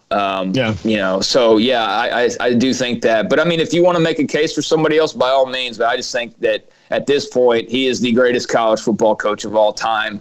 As a winner. For sure. Well, I'll say this about. I'm taking Joe Paterno out of this because I think he's about 7th or 8th on the list when it comes down to it. But I think you've got guys like in the discussion would be like Bowden and Bear Bryant are certainly in that discussion. Bowden had a ton of wins and rebuilt a program from nothing to what it was. But Bear Bryant was the GOAT until Nick Saban came along, and the reason is Nick Saban is he winning a national championship in 2 schools. He and Urban Meyer are the only people who have ever done that. The 85 scholarship limit that he's had to deal with, Bear Bryant didn't have to. And look, until recently, there are all these other rules that were the same, that they both had to deal with. But the one that they did have to deal with was the 85 scholarship limit. And so Bear Bryant could just go sign people whoever he wanted. People used to sign people just to keep them off of their rivals' teams so they wouldn't have depth. You can't really do that anymore. You can't, with 85 scholarships, you can't go, well, Craig, we really like you at Alabama, and then behind closed doors we're like, listen, Craig's going to be the 3rd string quarterback. But if Craig went to Ole Miss like we thought he wanted to, he might beat us a couple times, or they might be better. So that's the guy they really want. So we'll take him away and just sit him here on Alabama and let him think he's going to get a chance when really, he'll be a junior when he realizes like, oh man, these 2 dudes in front of me are pretty damn good. Like that's what they used to do. Think about the movie Rudy. There was the scene where he's talking to his friend on the team, and the guy's like, I could have had scholarships to 2 Big Ten schools, but I came here because I was a legacy. That doesn't happen anymore at schools. You have to use that. Nick Saban has been able to do this with the 85 scholarship limit, with everybody around him spending millions upon millions of dollars just to beat him. Everyone else is inconsequential. All the money that A&M is spending and Georgia is spending and everyone else is to beat Nick Saban. It's not about everybody else who just gets in their way is like, okay, when do we get to Saban? That's why he's the greatest. Yeah, and I do think he's got a lot more to deal with nowadays, transfer portal and NIL and all that kind of jazz. And like you said, like Nebraska used to have the walk-on program that they can't get away with anymore, where they were able to bring in some really good players in as, walk-ons or whatever. But I was looking at some of these lists. I don't know how often updated they are. This one looks like it's pretty updated, but I mean, he's got the most national titles of any head coach in history. He's got 7. Bear Bryant had 6. Benny Bierman at Minnesota had 5. Woody Hayes had 5. And, can go down to like John McKay had 4, so on and so forth. But yeah, I mean, he's got 7. That's one more than Bryant. And in terms of all-time wins, I mean, he's at number 6, and he's still active. And the ones in front of him, I think they're all passed away now. Paterno, number 1, 409. Bowden, Bear Bryant, Pop Warner, Amos Stagg, and Nick Saban. So it's pretty good company. And then right behind him, actually, by a little over 10 wins, is Mac Brown. Mac Brown, one of the all-time winningest head coaches. But yeah, I mean, he's going to be top 5. I don't know if he'll get to 409 that Paterno got to, or even, I know, and there's obviously NCAA adjustments and stuff in here on some of these wins as well. But yeah, I mean, he's right outside the top 5 in wins. He needs 8 more to get into the top 5, which that'll be done by like next year, halfway through or whatever, a little over halfway through. So yeah, I mean, point being, just credit to the consistency they've had. And yeah, I do think he's the greatest ever. Yeah. Bowden has 9 wins that the NCAA took away, that Paterno got his back when Penn State won their lawsuit. But Bowden has 9 wins that the NCAA took away. So he's technically a little higher up on the list, but I know not officially. All right, when we come back, Mickey Spagnola, DallasCowboys.com, joins us to talk Cowboys. And then at 4:45, Craig Smoak's Off the Radar. From the first workout to the last practice, sports is an incredible challenge. Hi, this is Dan Ingham with the First National Bank of Central Texas, and we're proud to support each athlete, every parent, and our educators. From families, small businesses, to the biggest industry, we're here to help. With remarkable products like First Free Checking, we've got banking ideas that fuel big dreams. The First National Bank of Central Texas. Familiar faces making local decisions. Member FDIC, Equal Housing Lender. One size fits all. That may be all right for an adjustable belt or cheap sunglasses, but when it comes to your financial needs, no one wants a one-size-fits-all strategy. Cam Heathcott, your Edward Jones financial advisor, knows that his most important goals are yours. That's why he takes the time to understand your needs, knowing you. That's how Edward Jones makes sense of investing. Cam Heathcott, covering Conroe and Houston, 936-756-7717 or cam.heathcott@edwardjones.com. Edward Jones, member SIPC. Waco Regional Tennis and Fitness continues to add more weapons to your getting or staying in shape arsenal with 8 brand new treadmills ready for you to run or walk a mile or 2 or 10. And with the explosion of interest in pickleball with instructors Joe Rosa and Jody Thurman, with more courts available. Waco Regional Tennis and Fitness with large flat screens stretched across the weight room with Wi-Fi available, their own app to enjoy news, business, weather, or sports. Everywhere you look, there's energy, passion, and commitment. New touchless water fountains outside of each locker room, and all the locker rooms with showers, sauna, and whirlpool. Upgraded PA system throughout the world-class tennis courts with a youth academy led by pro Britt Coleman. Fitness and tennis merchandise available and a tanning bed. I promise you'll look and feel better. You just need to walk through the front door. Waco Regional Tennis and Fitness with personal trainers Christy London and Randall Corley. 40-plus group exercise classes, including twice-a-week boot camp. It's time to react today, not tomorrow. Waco Regional Tennis and Fitness on Lake Shore Drive in Waco.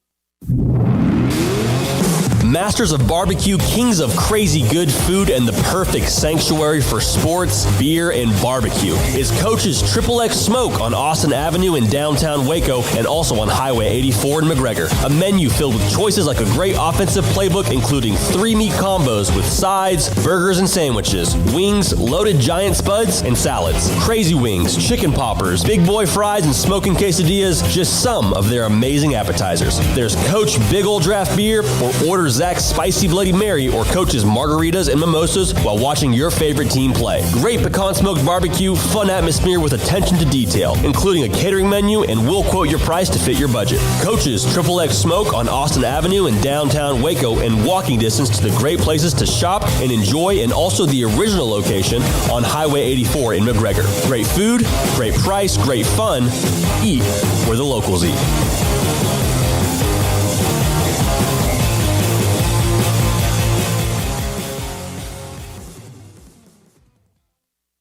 Brad Boozer, Boozer's Jeweler, joins us on Sikkim 365 Radio. This is it. This is when you're going to sell something in May. You have Mother's Day. You have Easter. You have things that go on, weddings. But this is a great time for your business. Exactly. And one other thing we do that a lot of people don't know is we buy jewelry, heirloom pieces, gold, silver bars, gold bullion, watches, anything you may have that you want to. If you don't want to use it and remake something like I did an estate yesterday and I looked at 35 pieces, well, they're probably going to sell me back 30 because it's something they're not going to wear, nothing to use. So if you're looking to get a few bucks or to sell something or something you just don't wear anymore, I make my wife go through her jewelry box about every 6 to 8 months, and the things that she doesn't wear on a daily basis, this sounds horrible, but I take away from her and then I'll put in my estate counter, but then that gives me the chance to rebuy her something new moving forward. Instead of looking down 20 years down the road and you have 300 pieces of jewelry, it's something to refresh and make her buy something new along the way. You want to know why they're successful? Brad Boozer, the owner of Boozer's Jewelers on the corner of Valley Mills and Lake Air in Waco. Welcome back to Sikkim 365 Radio. And Prescott on the keeper, walks in, touchdown, Dallas. It's time for our weekly segment with Mickey Spagnola of DallasCowboys.com. Brought to you by the First National Bank of Central Texas, with 5 locations to serve you.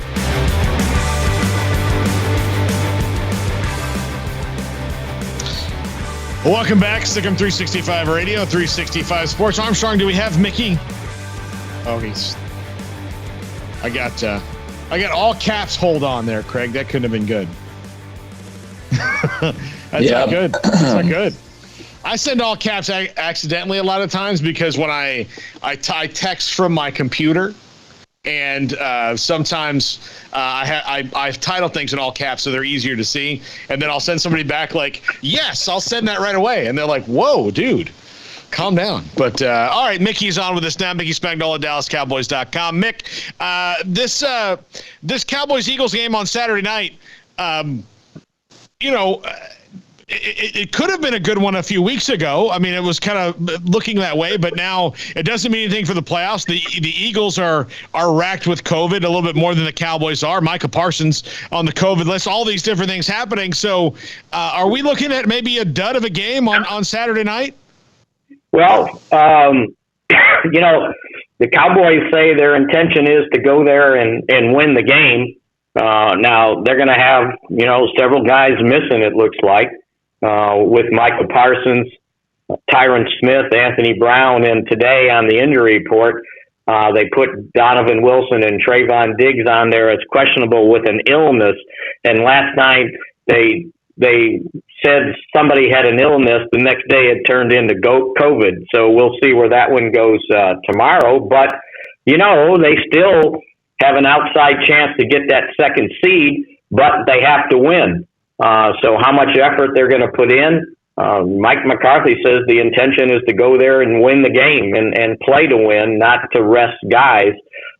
So maybe you play the starters a half into the third quarter and see how the game's going. Now, I know they need help to get that second seed, but wouldn't you be mad at yourself if you just punted the game away on Saturday, and then on Sunday, Tampa Bay and the Rams both get beat?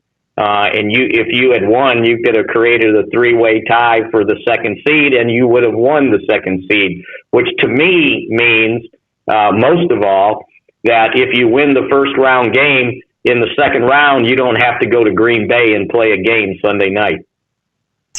Mickey, what were your just kind of overall thoughts on what you saw unfold against Arizona last weekend? Yeah, another game where, they needed to make another play or two to be able to come back. I think if you look at what Tampa Bay did, what the Rams did, they all were behind in the fourth quarter, and they came back with a last-minute score to win the game. And the Cowboys were in the same boat, and they couldn't do that.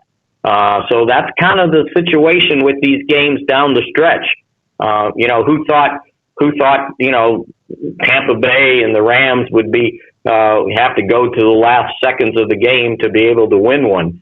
and stay in the hunt for the second seed or even the first seed for them. Disappointing that they didn't make the play, that they didn't play well enough offensively, and I think maybe the scary part is, and this has been going on most of the year, when they don't get any takeaways, the defense doesn't do a good enough job of getting the other team off the field on downs and giving up big plays. And I thought those two things really hurt the defense. The big plays that Arizona came up with and the fact that they just couldn't get enough stops to keep them from scoring 25 points. Mickey, what did you make of the officiating in that game? I know that it's part of it, and the Cowboys could make a couple more plays or not commit holding plays on your three biggest runs of the day and all that. But it does seem like they that's what makes them off kilter. Maybe more than anything is the games where they get a ton of penalties. 10 penalties, 4 of them on third down. And 3 of them you had picked up the first down, and then the next thing you know, you're 3rd and 14. Good luck on that play call sheet to pick up a play that's going to do that for you, right? And as Mike McCarthy said, with 3 of those, that would have meant you got 3 more plays on each of those possessions. So you would have had 9 more plays. You had had a chance to run the ball a little bit more. I thought a couple of those holding calls were ticky-tack. I see guys do the same thing every game, every play, and nothing's called.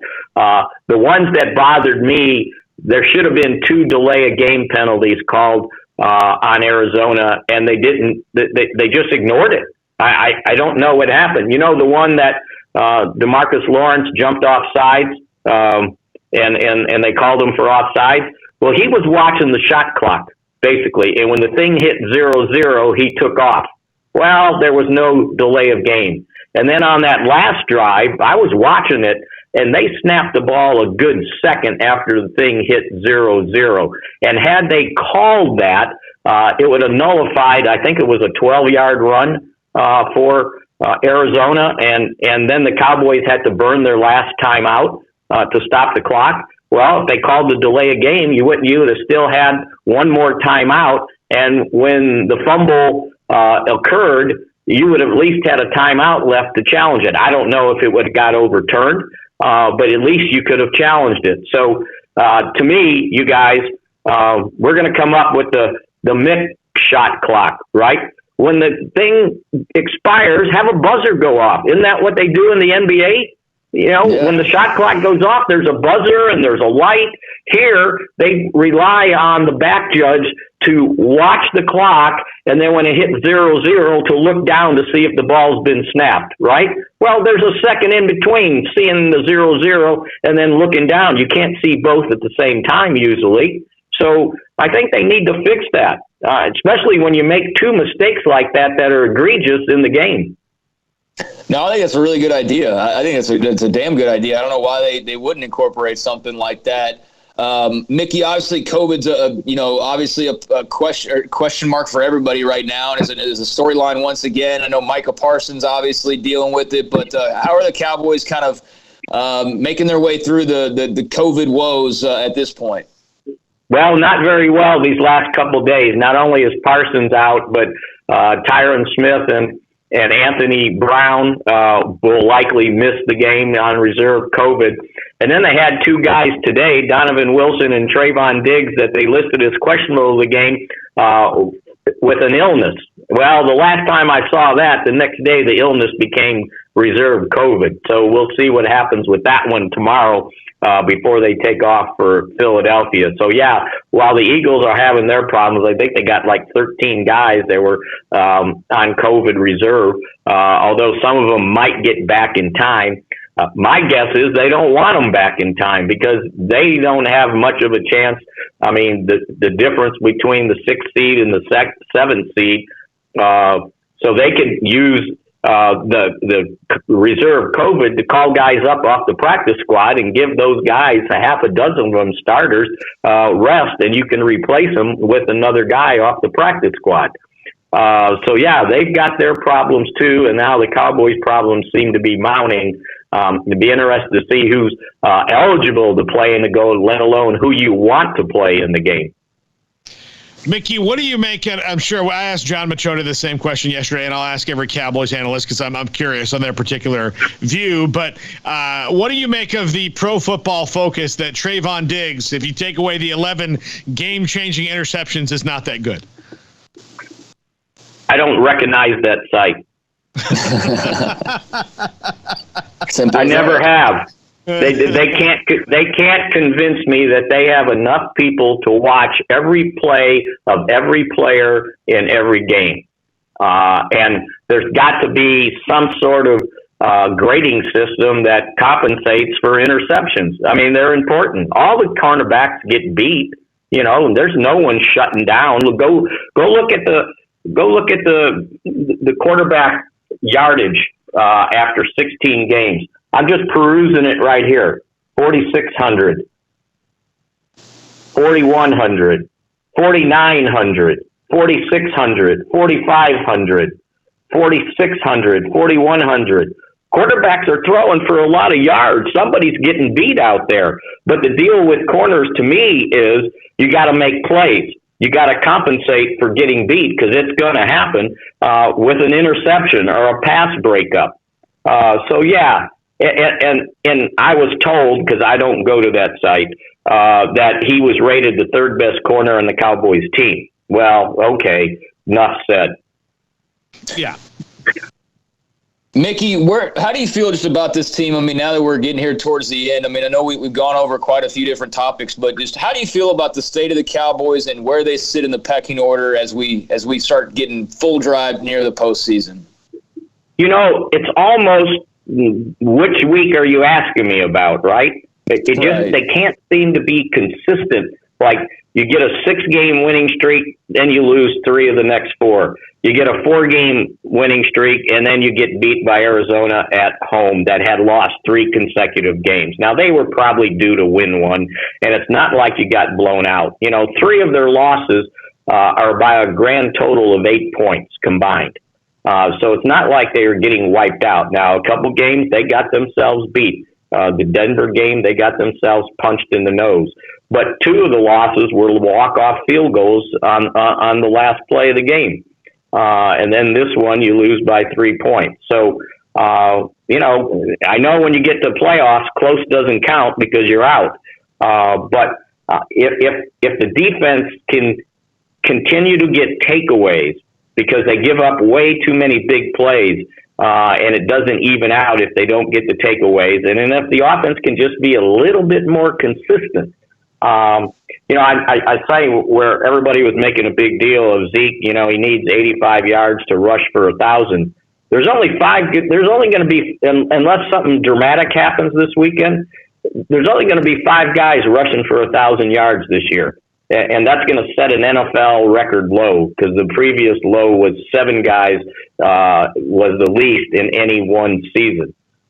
So, yeah, I get it. But they got to do a better job of running the ball effectively. And I think Mike McCarthy said it today. He said, you know, we don't run the ball to just help the quarterback. We run the ball to help the team. Which means if you're running the ball well, your defense is not jumping back out on the field so often, and you can call plays differently, and you can play defense differently because you know that you're running the ball. Look at the Eagles right now; they're the number 1 rushing team in the league. Now, a lot of that has to do with probably half of their rushing yards are Jalen Hurts.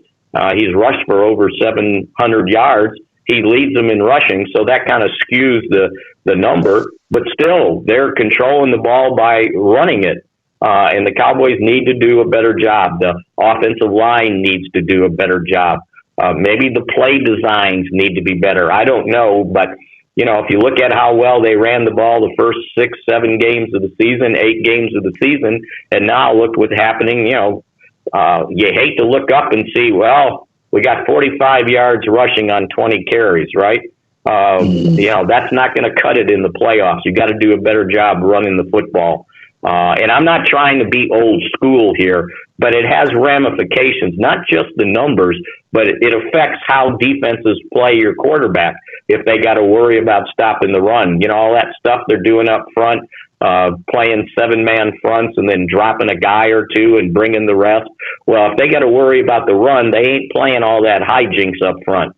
They got to worry about something else. So the Cowboys got to give them a little bit more to worry about, and that will help the protection that Dak hasn't had on a consistent basis. Mickey Spagnola, DallasCowboys.com. Mick, enjoy Philly on a Saturday night, and we'll talk to you next week. Okay, talk to you guys. See ya. There we go. Yeah, Craig, I'm curious to see how that game plays out. I think it might be, you know, me sitting here on Saturday night watching an absolute dud. I'm very concerned about that. Of two teams, like a preseason game at the end of the year. That's what I feel like it's going to be like. Yeah, this is exactly what the NFL was hoping for, right? When they extended the schedule, like people just get into the final week of the year, everybody's like, "Oh, who cares?" There's this, you know, for this bonus game, there is not a lot of hype for it, that's for sure. But the good news is the playoffs are right around the corner, and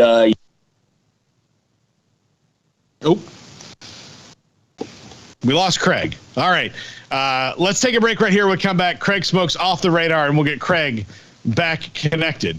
This is SicEm 365 Radio, 365 Sports. 1, 2. I'm in love with a man named Rudy. I'm okay with that. He knows exactly what I want. He keeps me coming back. Cooks breakfast, lunch, and dinner for me. Does the dishes too. I'm in love with a man named Rudy, last name Barbecue. It sure is easy to fall in love with Rudy's tasty oak smoked barbecue. Next in line.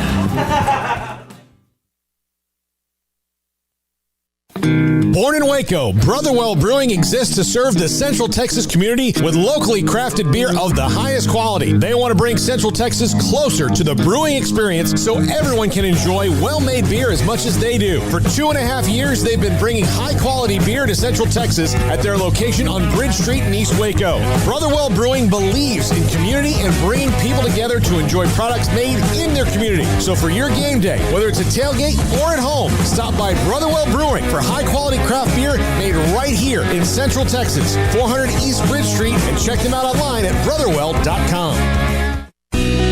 Let Camille Johnson Realtors guide you seamlessly through the process of buying your dream home or selling your current one. Commercial, farm and ranch, or residential, Camille Johnson Realtors can smoothly and successfully lead you through any transaction. With a team of 28 experienced agents who are excited about serving you, Camille Johnson Realtors services the entire greater Waco area. If you're in the market to buy or sell, contact Camille Johnson Realtors, 104 Midway Center in Woodway, or find them online at www.camillejohnson.com. Camille Johnson Realtors, elegant, charming, warm. Welcome home.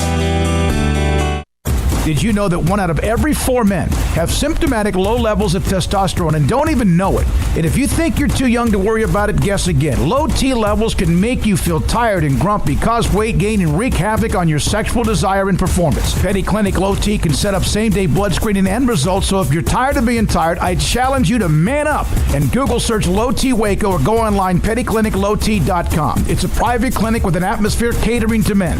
Affordable, only $150 a month, includes lab work, office consultation, testosterone injections, follow-up visits compared to $395 a month in Dallas or Austin, and you don't have to fight the traffic.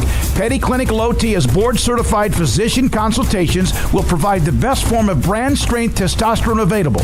Contact Petty Clinic Low T today, just off Highway 84 and Old Hewitt Drive in Woodway. Petty Clinic Low T, helping men become the high-performance men they deserve to be. PettyClinicLowT.com or Google search Low T Waco.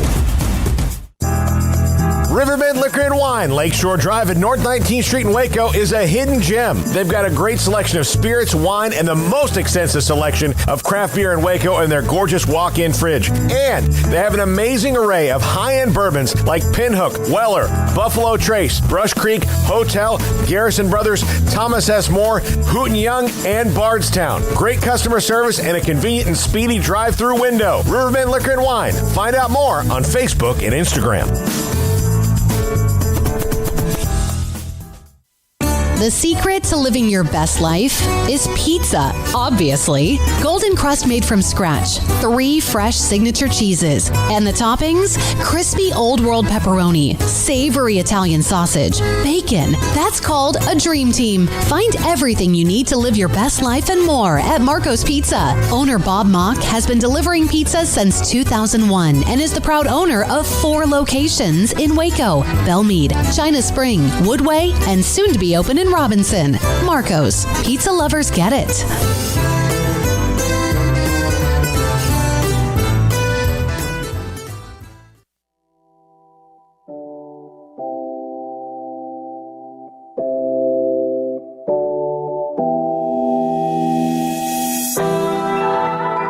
Welcome back to Sikkim 365 Radio. It's time for Craig Smoak's Off the Radar. Brought to you by Pickup Outfitters. Since 1997, we've been outfitting trucks, SUVs, and vans at 220 Lake Air Drive or createacommotion.com. All right, back here on Sikkim 365 Radio, time for a little Off the Radar, taking a look at some stories that's maybe a little bit off the radar, maybe we otherwise wouldn't get to during the course of our 3 hours on air each day. So I'm just going to kind of riff on a variety of different things that are going on in the world of sports. And let's start off with Antonio Brown, Paul. The story that will not die. Antonio Brown has gotten a response from the Tampa Bay Buccaneers organization on comments that he made in regards to what happened this past Sunday, whole incident that saw him, throw off his uniform, walk off the field in the middle of a game, just total bizarro behavior. And there's been a little bit of back and forth. Bruce Arians had announced right after the game that he's no longer a member of the team, but today they officially release him. So that's kind of why it's back in the news somewhat. But Antonio Brown's claims were that, he was injured and he had told the team that he was injured and that, he didn't want to play. And basically he was saying that it was injury, that he had taken the seat on the sideline and the coaches were upset and yelling at him and asking what was wrong. And he told him it was his ankle and that it was well documented and that he got ordered to go on the field and said that he couldn't. And then he got yelled at and said that you're done. And that, Arians did the throat slash sign and said that if he didn't play hurt, then he was done with the Bucs. Now, first of all, do you believe that in any way, shape, or form? No, I do not. Me neither. Yeah, I don't think that Bruce Arians is that kind of guy. And there would be someone right now that would come to the defense of Antonio Brown on the team if Bruce Arians was like that at all. And, yeah. So I don't. Yeah, and he said that he's got proof that he visited with a surgeon. He's got texts that say that the Buccaneers, that acknowledges that they knew that he was hurt. He says he didn't quit, that he was cut, and they're spinning it and all this other stuff. Bottom line, I don't believe Antonio Brown. I really don't. I don't believe anything that he has to say at this point. So he said all of that, and the Buccaneers are now saying their piece of what happened in their version of events. So they officially released him today. He's done, played his last game against the Jets this past Sunday. And they said in their statement, the Tampa Bay Buccaneers have terminated the contract of Antonio Brown effective immediately. While Antonio did receive treatment on his ankle and was listed on the injury report the week leading up to last Sunday's game, he was cleared to play by our medical team prior to the start of the game. And at no point during the game did he indicate to our medical personnel that he could not play. We have attempted multiple times throughout this week to schedule an evaluation by an outside orthopedic specialist, yet Antonio has not complied. Maintaining the health and wellness of our players is of the utmost importance of our organization. So they're saying they tried to, get him help, and they're also claiming that he asked for more than $2 million worth of incentives before the game on Sunday, and then complained at halftime about not getting enough targets. So I guess you can choose to believe who you want to believe, but the Bucs are saying he wanted $2 million, was complaining about targets, and and now and they're offering to do a medical deal for him, but he will not show up or give him a phone call back. So I guess you can just choose to believe who you want to believe in this scenario, but I know who I believe, and it's not Antonio Brown. Well, I mean, you can say what you want if you're Antonio Brown and his agent as anybody else, and I've seen a couple of online journalists who are shills for people like Antonio Brown, like this is what happened, saying this and blah blah blah. But the Bucks need him. Like, if he's hurt, they're not going to force him into the game. They don't have Chris Godwin.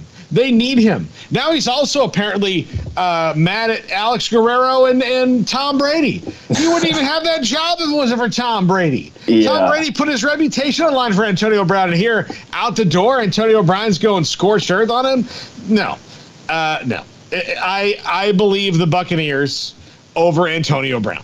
Yeah, I do too. I think the guy's got a lot of issues. I think some of them could be a Vontaze Burfict hit, or could have been, magnified, created, whatever. But I think he has a lot of issues just for starters to begin with. And I think the guy needs some type of help. And I'm not going to, play too much around his circus anymore. I'm pretty fed up with the guy. Don't respect him.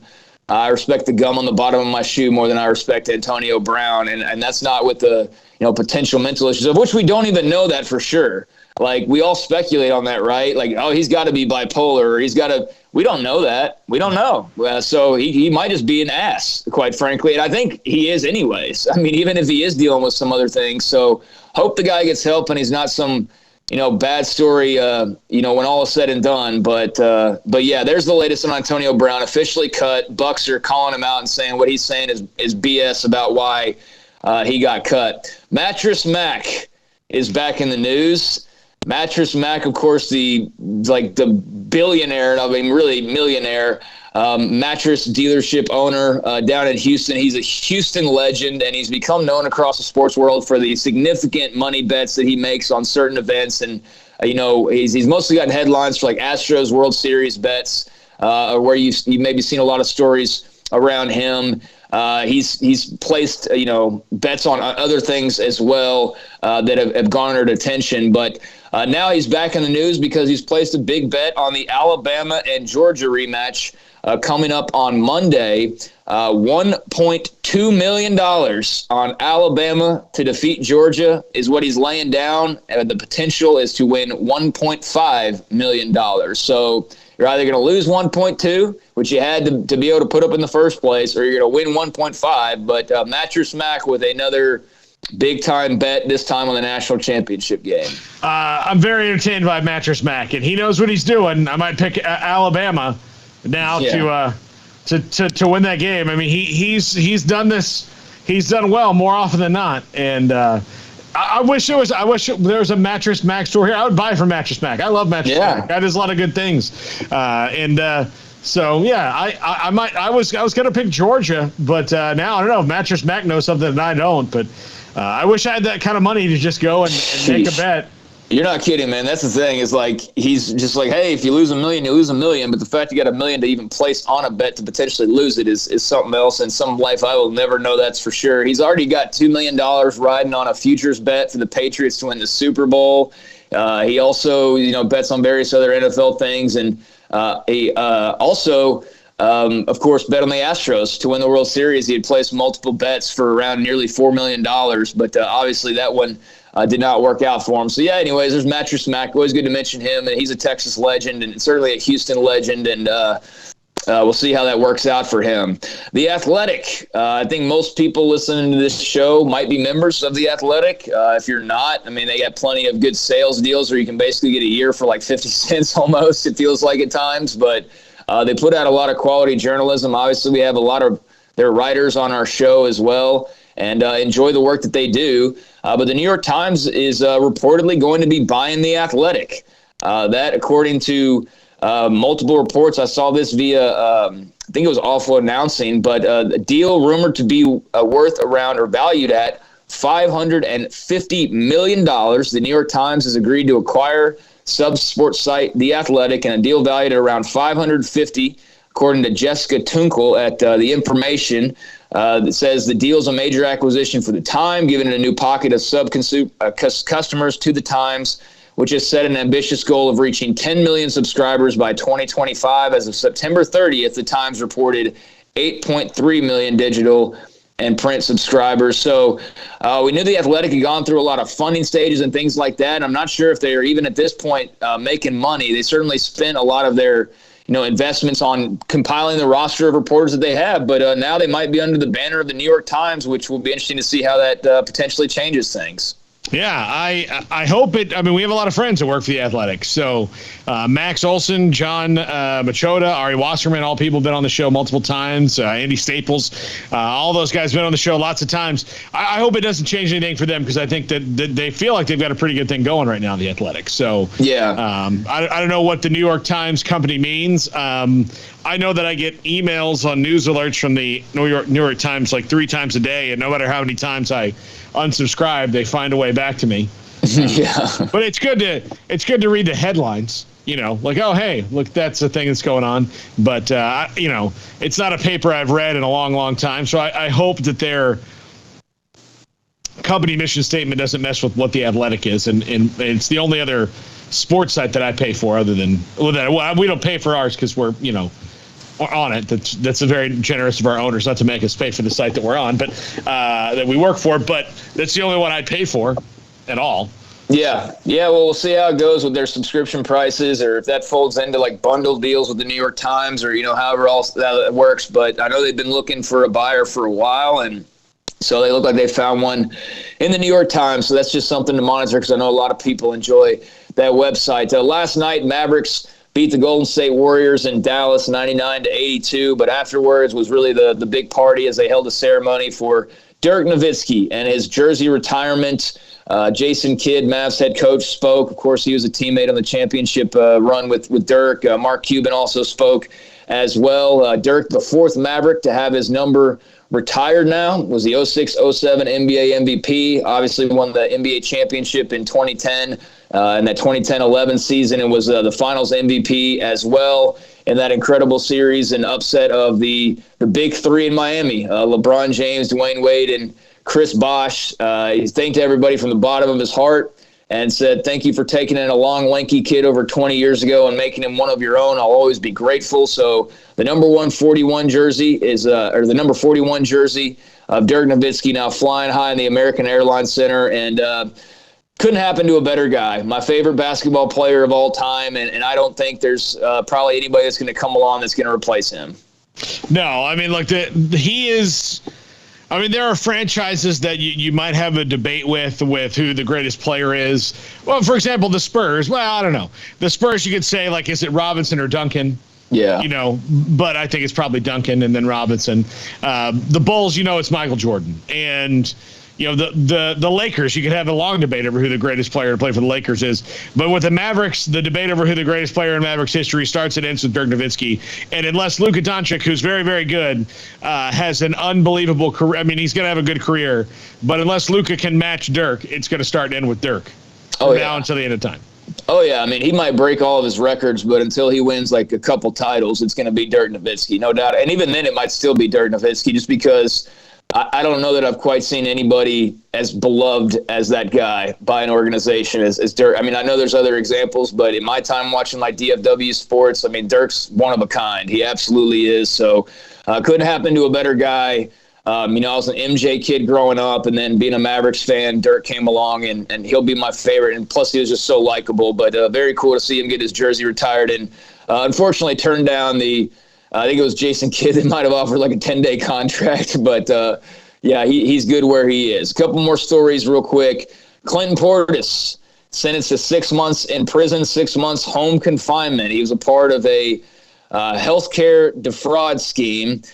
He is going to jail, federal prison for 6 months, and then will have to stay at home for 6 months following that for his part in defrauding a healthcare benefit program for retired NFL veterans. He pled guilty back in September to charges that he obtained nearly $100K from filing false claims for medical equipment that was not provided, according to the court documents. The DOJ said that it sought an actually higher sentence, more along 10 to 16 months, given what he had done. But he continued to deny continued to deny his guilt and so on and so forth. But he was a part of a ring of guys who filed these false claims that totaled about $2.9 million when all was said and done. And it was, supposed to be about, helping former players, but 15 were involved in this. Tamarick Vanover, who played for a couple of teams, will be sentenced later this month. Former linebacker Robert McCune pled guilty to 13 counts of healthcare fraud. He faces a very long sentence. Others, Carlos Rogers, Correll Buckhalter, Darrell Reed, Joe Horn, Rashay Caldwell, amongst some other guys as well. And some of those guys like Buckhalter, he got a 10-month sentence back in October. So, we'll see how the rest of it goes. But Clinton Portis headed to jail, and just not a good story all the way around right there. Was this the phony PPE loans that they got? It might have been, yeah. Yeah, it might have been. They got some fraudulent PP. Well, I mean, I guess the loan was real. They obtained it under fraudulent terms, the PPE loans, which is, I think, for the next 5 years, we're going to be seeing people going to prison for fake PPE loan applications because everything was such a mess at the beginning of the pandemic. And they're like, hey, if you use this for certain things, it's not really a loan. It's just an investment from the government that you don't have to pay back. Here you go. And so, I mean, plenty of people are like, well, I'll just take that money. What are they? They'll never find out. Well, listen, the government doesn't care about a great many things, consistently. Consistently, though, they do care about money. And they're going to find you, no matter how smart you think they are. We used to work with a guy who went to federal prison because he defrauded the government, and they're not going to stop. That's what they do. And Clinton Portis is feeling it now. And Clinton Portis is probably lucky he's only getting 6 months in and 6 months at home because he's Clinton Portis. Most people wouldn't get that same deal. Yeah. So just kind of a weird deal there. So a bunch of these guys are going to be seeing some jail cells for at least a certain amount of time. And just not a good deal all the way around. And you would think that after the money you make during your career, and I know not all those guys I mentioned were stars, but you would think that Clinton Portis wouldn't need to be pulling stuff like this for like $1 million, That's just kind of crazy to me. But anyways, a couple more real quick. I don't know if you realize this, Paul, but the USFL is returning. I do. As a matter of fact, the top 5 today is about the USFL, of which I'm a big fan of the history of that old league. Yes, well, the league is coming back. I think I'd actually mentioned it off the radar a few months ago, but they are, heading towards their start time. They're going to be getting the season underway on April the 16th, and they will be playing games through mid-June. It'll be a 10-game regular season schedule, but I mentioned it today because they announced their first set of head coaches. First 4 head coaches have been announced, and it will be Todd Haley, former Chiefs head coach, will be the head coach of the Tampa Bay Bandits. He was also the OC for the Steelers and Browns, and he is now in Tampa Bay. And I like the Bandits name. I do like the Tampa Bay Bandits. So Todd Haley will be Tampa Bay Bandits head coach. Do you know the Tampa Bay Bandits? I mean, they're using the original names, too, from the USFL. Yeah. The Tampa Bay Bandits are named after Burt Reynolds. Oh, really? Yeah, he was a part owner of the original Tampa Bay Bandits. Smokey and the Bandit. Okay, yeah, that makes sense. But I like the Tampa Bay Bandits. I think that's a cool name. So, Todd Haley will be the coach there.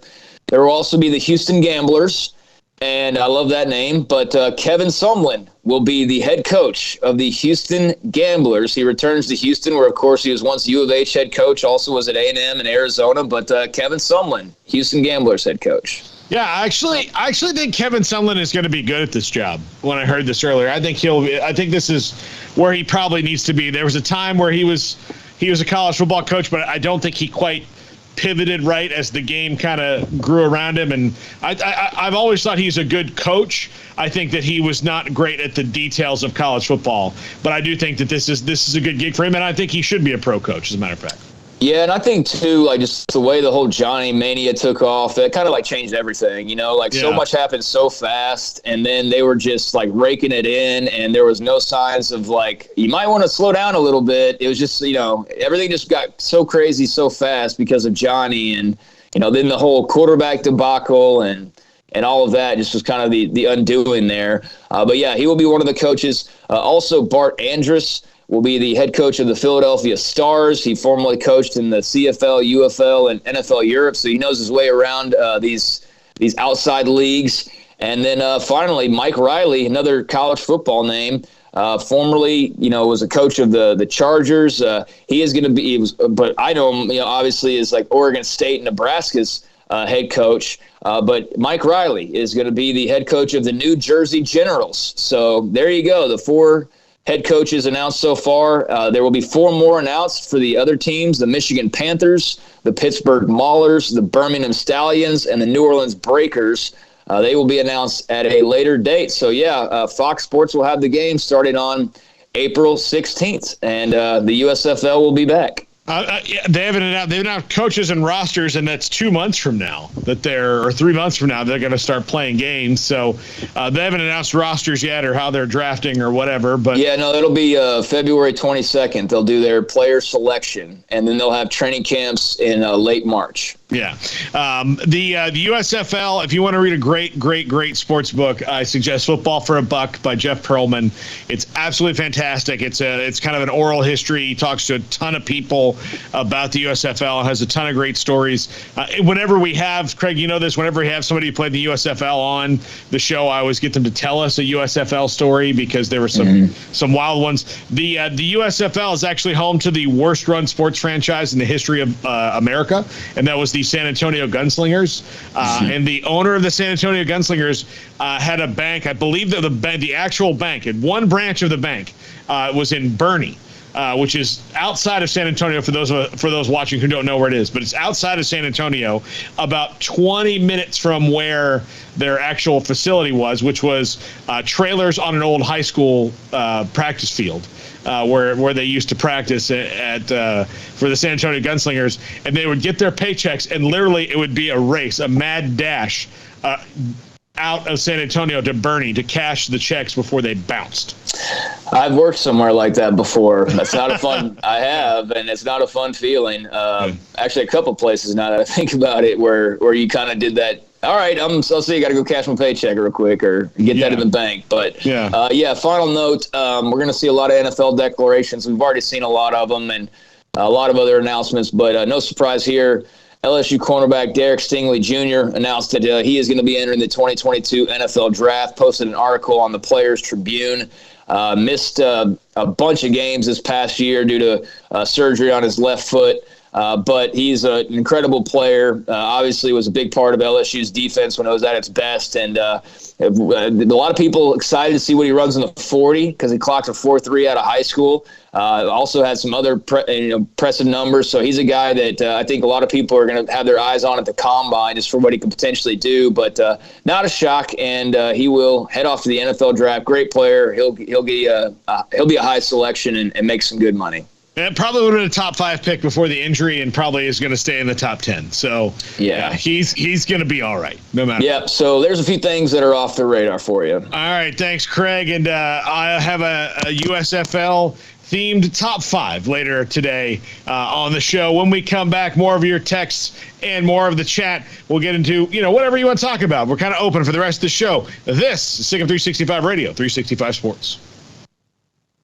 Baylor University is where lights shine bright. So, let there be light. Let there be roommates and teammates, scholarship and championships.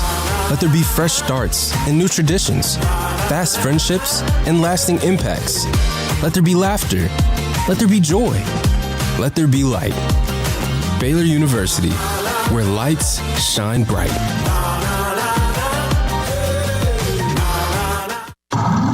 It's plain and simple. Waco Custom Marketplace is the one-stop shop for what you need for tailgating, from charcoal, cold beer, and wine. And, of course, customize your order with brisket, tri-tip, sausage, wings, smoked pork tenderloin, country-style or pork spare ribs, marinated beef and chicken fajita meat, ground beef and chili, meat, hot dogs, and burgers, buns, seasoning, sauces, chips. There's fresh baked bread and kolaches every day, breakfast sausage links. And you can also customize your favorite cut of steaks from Select, Choice, or Prime, bacon wrap fillets, ribeyes, New York strip, sirloin, T-bone, and porterhouse. Full service butcher shop includes pork, poultry, beef, chicken, and seafood, serving Waco restaurants and families since 1940. Your one-stop shop for beef, pork, poultry, and seafood needs. Waco Custom Marketplace, 425 Lake Erie Drive, or WacoCustomMarketplace.com.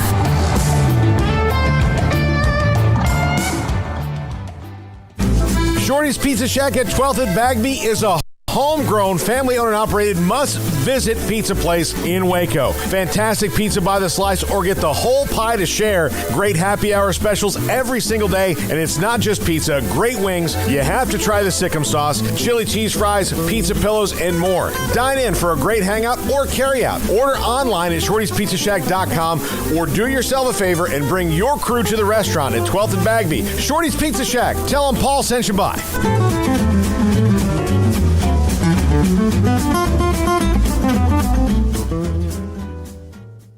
With so many companies and policies out there, it gets so confusing shopping for insurance, and I never know if I'm getting the policy that's right for me. Luckily, I met the team at the Niche Group Insurance Agency. With the Niche Group, you can go to one company and get access to coverage options from many insurance carriers, and you get to speak to a real person about your specific coverage needs. With the Niche Group, I know I'm getting the right coverage at the right price. If you need insurance, talk to the experts at the Niche Group at 1-800-258-8302.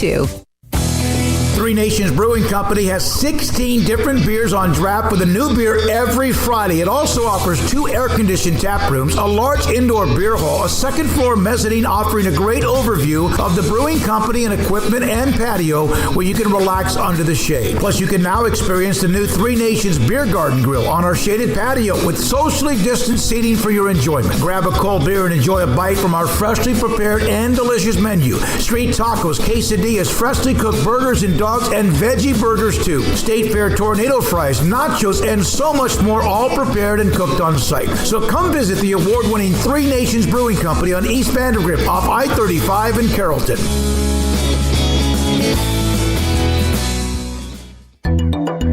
It takes time to reach goals. It's a truth that applies to more than sports. It goes for your financial goals as well. You work hard for your money, and you deserve an investment strategy that lines up with your game plan. And Tom Albers, your Edward Jones financial advisor, can help. If your financial investments aren't putting forth the effort you desire, stop by today for a financial review. Tom Albers, 4301 Lakeshore Drive, 254-776-7605. Edward Jones, member SIPC. Welcome back to Sikkim 365 Radio. Altmaier steps up, drives the ball, and it is intercepted. J.T. Woods again. That is his second of the night. The 5 o'clock hour is brought to you by Edward Jones and financial advisor Cam Heathcott. Edward Jones, making sense of investing. Now, here's Paul Catalina and Craig Smoak.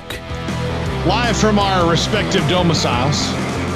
I really enjoy that word, domicile. Paul Catalina, Craig Smoak here with you on Sikkim 365 Radio, 365 Sports. Craig, we have, I neglected to mention this early in the show, and I should have.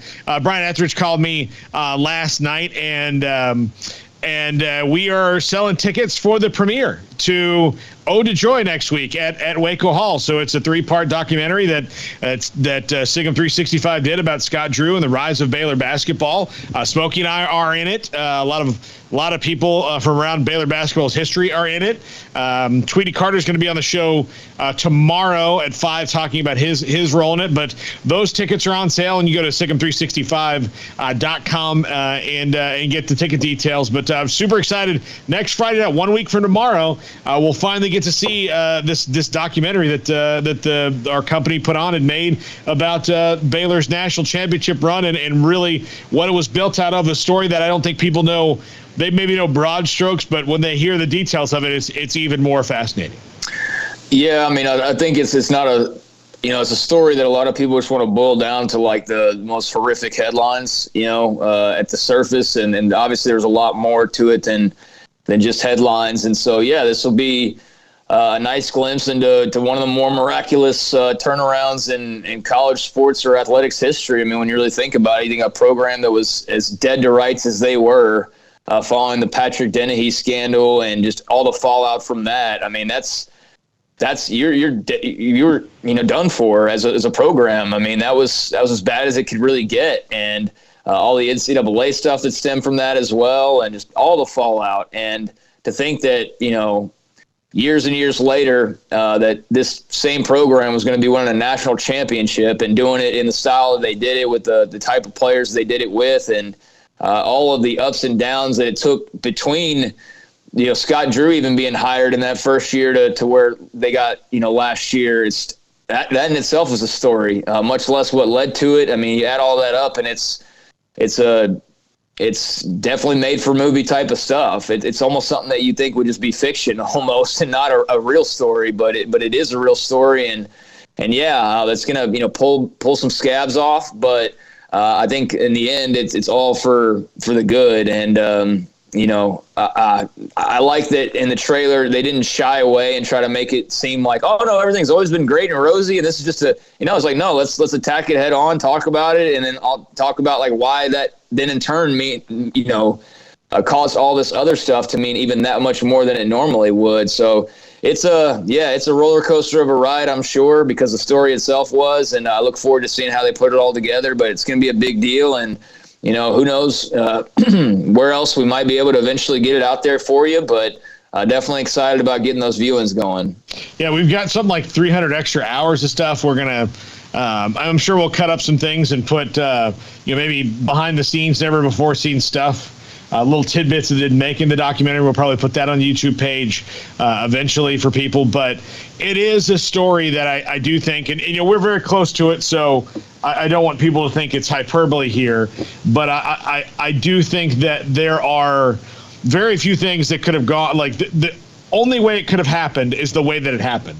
With the people that were here. Scott Drew's the only person who could have done it this way, because Scott Drew does not see the negative as an obstacle. He just sees it as just part of it. So like if there's any negativity, something, he's like, okay, well, that's part of it. How can we shrink this down as much as we can? How can we accentuate the positivity and just attack everything with unbridled enthusiasm? And I just think back to all the times I'm covering the team, and they look like they were about to take a step forward, and they lost in the tournament, and you'd think people would call up our show and be like, oh, this is as far as this guy can take him. I love him, but blah blah blah blah blah, and I would think, like, do you guys not remember what he came into and what they're doing now, and not even what he came into before all that stuff even happened? Baylor basketball, had maybe 6 good seasons in his entire history where it had made the NCAA tournament. So it wasn't like this, like he took over from like a legend like Bobby Knight and was not hitting goals like what's going on at Indiana right now. This was building from the absolute ground up from a program that even at its best wasn't that good, and has now turned him into the power of college basketball right now, and just continues to win, and does it by doing it the way that he the only way he knows how to do it, which is unbridled enthusiasm. And I've always thought this. He's amazing at the transfer portal. If you have a problem with Scott Drew, it is not a Scott Drew thing. It is an absolute you thing. He's one of those guys where if you have a problem with him, you need to maybe go see a therapist and work on some of your issues. Yeah, I mean, he's probably the most positive person I've ever come across. I mean, I certainly can't relate to how he's always able to stay so positive all the time, but that's part of why they're where they are. Nobody else really. I mean, you could have brought in some bigger name, but I don't think they could have had the patience to deal with what all he had to deal with. And you could have brought in some others. I don't think they would have had the humility to have to almost like back down in a way, or stay to the side of the Queen Bee, women's coach that kind of ruled the roost, and play second fiddle to her for as long as he did. I don't know that a lot of people could have dealt with just, keep going. I mean, there's 2 examples right there, but I mean, just the humility and the lack of ego and all of the different things are very unique to Scott Drew. I mean, truly, probably the only guy that could have done what he did and turning this thing around. They could have gotten impatient at various points and say, you know what, we just think this is the end of the, we're not going to, we've reached our plateau or whatever. And they stood by him. He stood by Baylor, and it ended up working out in a beautiful way these last 2.5 years. I mean, they're on a ridiculous win streak. They're number 1 again, won the title last year in a classic showing in the championship game. And then the year before, you can argue that they might have well have won it then as well, or at least, gotten to an Elite Eight or a Final Four or something along those lines. So it's kind of like I was trying to ask Pat Nunley yesterday, is just like, do you ever just sit back while you're watching these guys and go, like, I cannot believe what they've done these last 2 years. Like, it's just ridiculous what they've done. And I remember having a co-host who at one point, I think it was after like Florida Gulf Coast, was like, yeah, maybe this is as good as it's going to get. Like they've reached their max potential under him. I remember a writer, a fan writer of a Baylor site who was calling for his head like months before they went and won the title. It was like the worst timing imaginable of like, we need to call quits on Scott Drew, and then he turns around and wins the championship. Like not just the Big 12, but like the national championship. So that was funny. But yeah, I mean, there were definitely calls from some people, and some people that thought it was as good as it could get. And no, it's right now, as good as it can get. It could obviously even get better. You go win a second title in a row, but man, it's really good right now. And so, looking forward to people checking that out, not just Baylor fans, but just sports fans. And if you don't know much about Scott Drew or kind of how all this occurred, you just know like bits and pieces, then this will be, I think, very eye-opening and I'm sure very emotional as well for a lot of the people that were interviewed because of just what all happened. Yeah, absolutely. It's a fantastic story, and I can't wait to see how they put it all together. And there's just little things that people may not even realize. And there was a way that, the people always used to say, well, Scott Drew, he just can't coach. Like, he just can't, he's not an X and O guy. He can't coach. He can't do this. And part of this, like, you got to remember, this guy was young too and finding his way in college basketball for the first part of his tenure. He had not been a head coach that long, but he was the guy who wanted this job. The other thing I'll tell you about Scott Drew that especially it's changed a little bit in sports now is where you can, this year in college football notwithstanding, but if you can get a job that's your gig, Dabo, like everybody says, like when Nick Saban retires, Dabo's going to go to his alma mater in Alabama, and maybe he will. But Clemson is his gig. Like it's his, like he's made it his. Like nobody talks about Danny Ford at Clemson anymore. No, like Scott Drew is Baylor's, or Baylor is Scott Drew's program. Duke is Mike Krzyzewski's program. Syracuse is Jim Boeheim's program. And Scott has made this his program, and he hasn't left because there were several times where you get Baylor one NCAA tournament win and get bounced in the round of 32. He could have climbed and gotten another job. Like look what. And it's not necessarily the best thing. Look what happened to Billy Gillispie. He did that at A&M. He went to Kentucky. It ate him alive. Damn near ruined his life altogether. And so, yeah, he's just kind of there's just so many life lessons you can glean from the story of Scott Drew and the coaches and the players that have come through this program.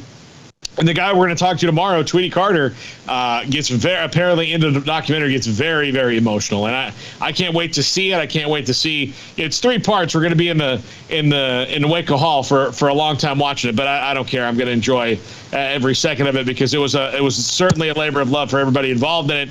And I cannot wait to see the finished product because it's going to be really cool. Yeah, I know they put a lot of money, a lot of work, a lot of hours into filming all this, and curious to see eventually if hopefully you can find some distribution or find some just ways to get it out in the world as much as possible. However that can happen. I mean, in today's age, you can just post a video on YouTube and have millions of views. But I know they want to go about it a little more of a professional way because that's what the documentary was done in. It was a very professionally well done, well financed, and well executed plan to film all this. So. Very excited to see it. And the good news is, the at least the ending for last year was as good as it can get. And it's not one of those. It's like, oh, what a great story. Then they lose in the championship game, or they win a Big 12 title, but then lose in the round of 16. It's like, no, they went the whole distance, and that's why it's cool and the timing's cool. And Baylor basketball, the men are just on another level right now. It's unbelievable. I wouldn't have imagined it, 5 or 6 years ago that they'd be in the midst of winning streaks like this and multiple number one rankings and all of that. It's incredible. It really is incredible, the job that he's done and just how strong that foundation is right now. So, couldn't happen to a better program. They've also simultaneously got that ESPN series, right? That's going to be airing. Doesn't that come out this week, I think? Yep.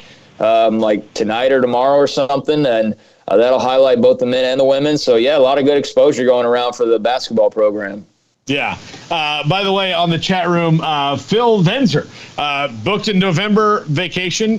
He says Midwest vacation, which will include 2 Big 12 football games, Oklahoma State versus Iowa State and Baylor versus TCU, which will be here in Waco. And Phil asked Craig, and I don't want to make a dig, but he said, he doesn't want to stand up the whole game.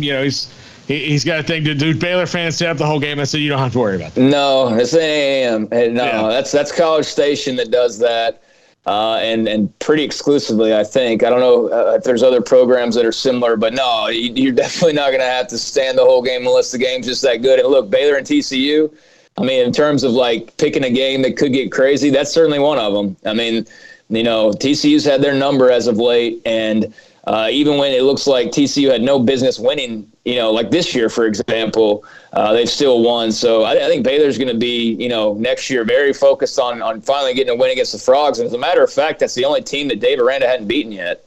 Yeah, he's beaten everybody else in 2 years. All the teams that he didn't beat last year, he beat them this year. Save for TCU. Save for TCU, yeah. So. I guess because last year was just Kansas and Kansas State, and then he just beat both of them again this year, so he'd already beaten them, and then beat the rest of them except for TCU. And I do think TCU is going to be interesting because there was just something that was almost bulletproof about them with Gary Patterson. Yeah, whereas he just had their number, he really did. He just had Baylor's number in many ways, and there was just that kind of underlying aspect of the rivalry just with Patterson versus Baylor. And now that that's gone, I mean, I still think there's going to be a TCU-Baylor rivalry, but it's obviously going to be much, much different than the feelings you got with those games the last few years. So, hey, in terms of making a little Midwest swing and picking a game, I think you picked a good one because that one's usually always interesting no matter the records. Yeah. I like that he considers us the Midwest. Yeah, more Southwest, I guess, is what we consider ourselves. But no, and hopefully Iowa State's the Midwest. So. Yeah, Iowa State and Nebraska is like the Midwest. But that's. Hopefully you enjoy McLean Stadium. Definitely let us know when that time rolls around. We'll hopefully be hanging around and be doing the same thing. And McLean's a beautiful stadium. It's not the biggest, but it's really pretty and a really nice setting with not a bad seat in the house. So it's awesome. You're going to be making your way through. Yeah. Phil says unless you're sitting behind biscuits and gravy. So yeah. Okay. She'll believe you. She's standing up the whole time. Are, if you're behind T-Rex too, there's certain people that if you get behind them, I can't guarantee, but like typically, no, it's not everybody standing all game, but there might be pockets here and there. If you're on the alumni side, you're probably all right. Yeah. Yeah, you're probably all right, and then and move around. So, but listen, you might get to meet like the chat room's pretty funny. They've got a nice little group of friends. Everybody gets along fairly well there. Although I did, Craig, start a Star Wars debate there inadvertently today. Oh no, I didn't mean to do that. Armstrong can really get in on that. He has more strong feelings about the last trilogy than I do. As a matter of fact, if you just want to set Armstrong off, if you ever meet Armstrong in public, tell him that The Last Jedi was the best Star Wars movie, and he'll just lose his mind. Yeah, it's a lie. Yeah. It's not the best Armstrong. Last Jedi, I heard it's the best. You heard incorrectly. You heard very incorrectly. Not even a good movie, period, much less a good Star Wars movie. You could probably get Armstrong to commit a crime with the rage if you just kept on hitting that button. Yeah. I mean, I'm not deep into the Star Wars universe, but I have heard there's a lot of complaints. And I can't tell if that's from like diehards who are like die by the wool, like it needs to be exactly like this, or if that's just like general like, hey, this is kind of there's plot holes or there's something iffy about some of this storyline. But yeah, I've definitely heard the complaints, so I think he's alone in that. No, he's not. But there was a little Star Wars debate on the chat. Armstrong, did you see it? I did not see it. No, I need to go back and find it. It was early on in the show. I made a comparison about Nick Saban, like evaporating into the ether, like Luke Skywalker. Oh yeah. That one maybe so much more that Obi-Wan Kenobi just let himself get hit by the lightsaber. Yoda died in his bed. Luke Skywalker legit died with his boots on. He was just standing there force projecting a lightsaber battle and then died. So I would say that one's probably more Nick Saban, wouldn't you, Armstrong? that he would go out, like he'll pass away coaching a game and like zeros on the clock. They've won a big game and that's it for Saban. I agree. That sounds appropriate. At 107 years old. That sounds appropriate. Yeah. With 25 national titles. Yeah, exactly. Just I was saying that earlier. He's won 7. Guess how many Oklahoma as a program has won? 7. Yeah. Like Ohio State, I can't remember I know Ohio State at least has 7. They might have 8 now. I don't remember exactly, but I mean, he's got as many or one less than Ohio State as a program. He's got more national titles than Texas as a program. You go on and on and on.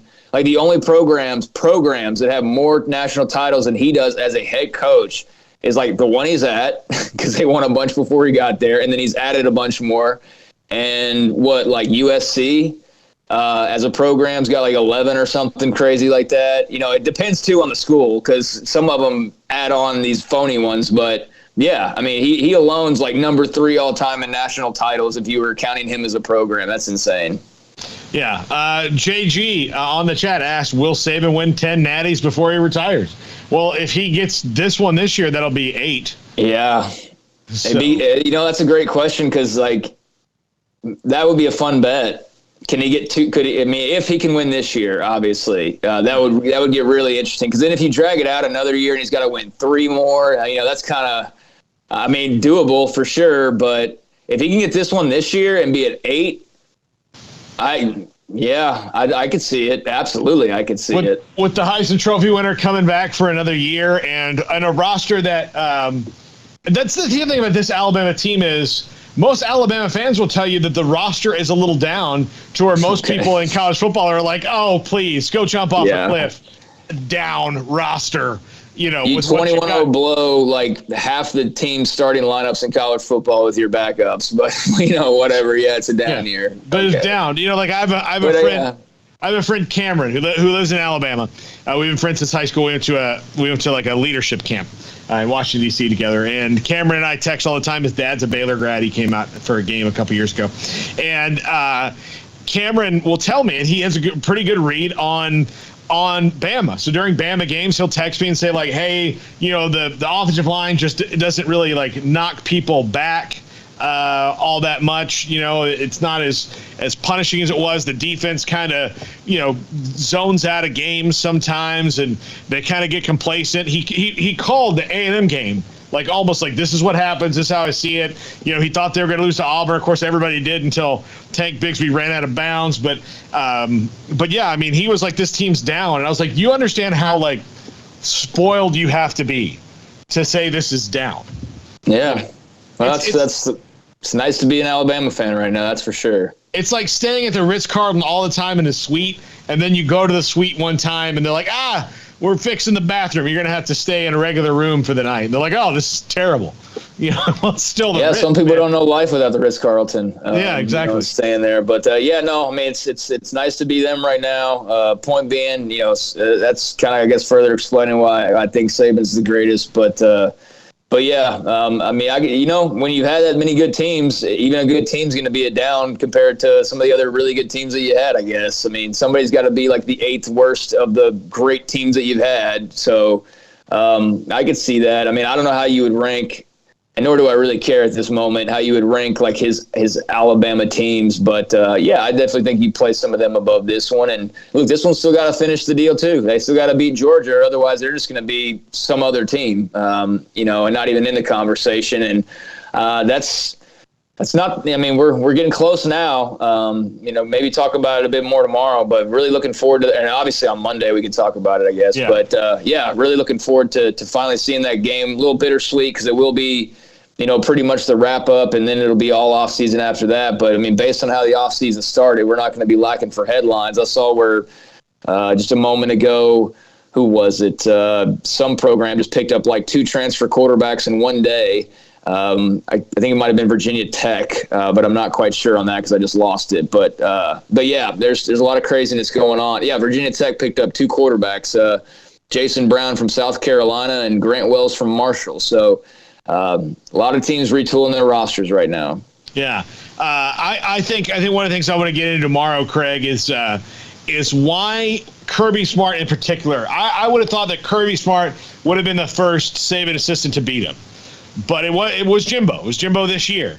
And I wonder how many fans just nationwide would trade that one win A&M had for Kirby Smart in this game to be the first one that beats Jimbo.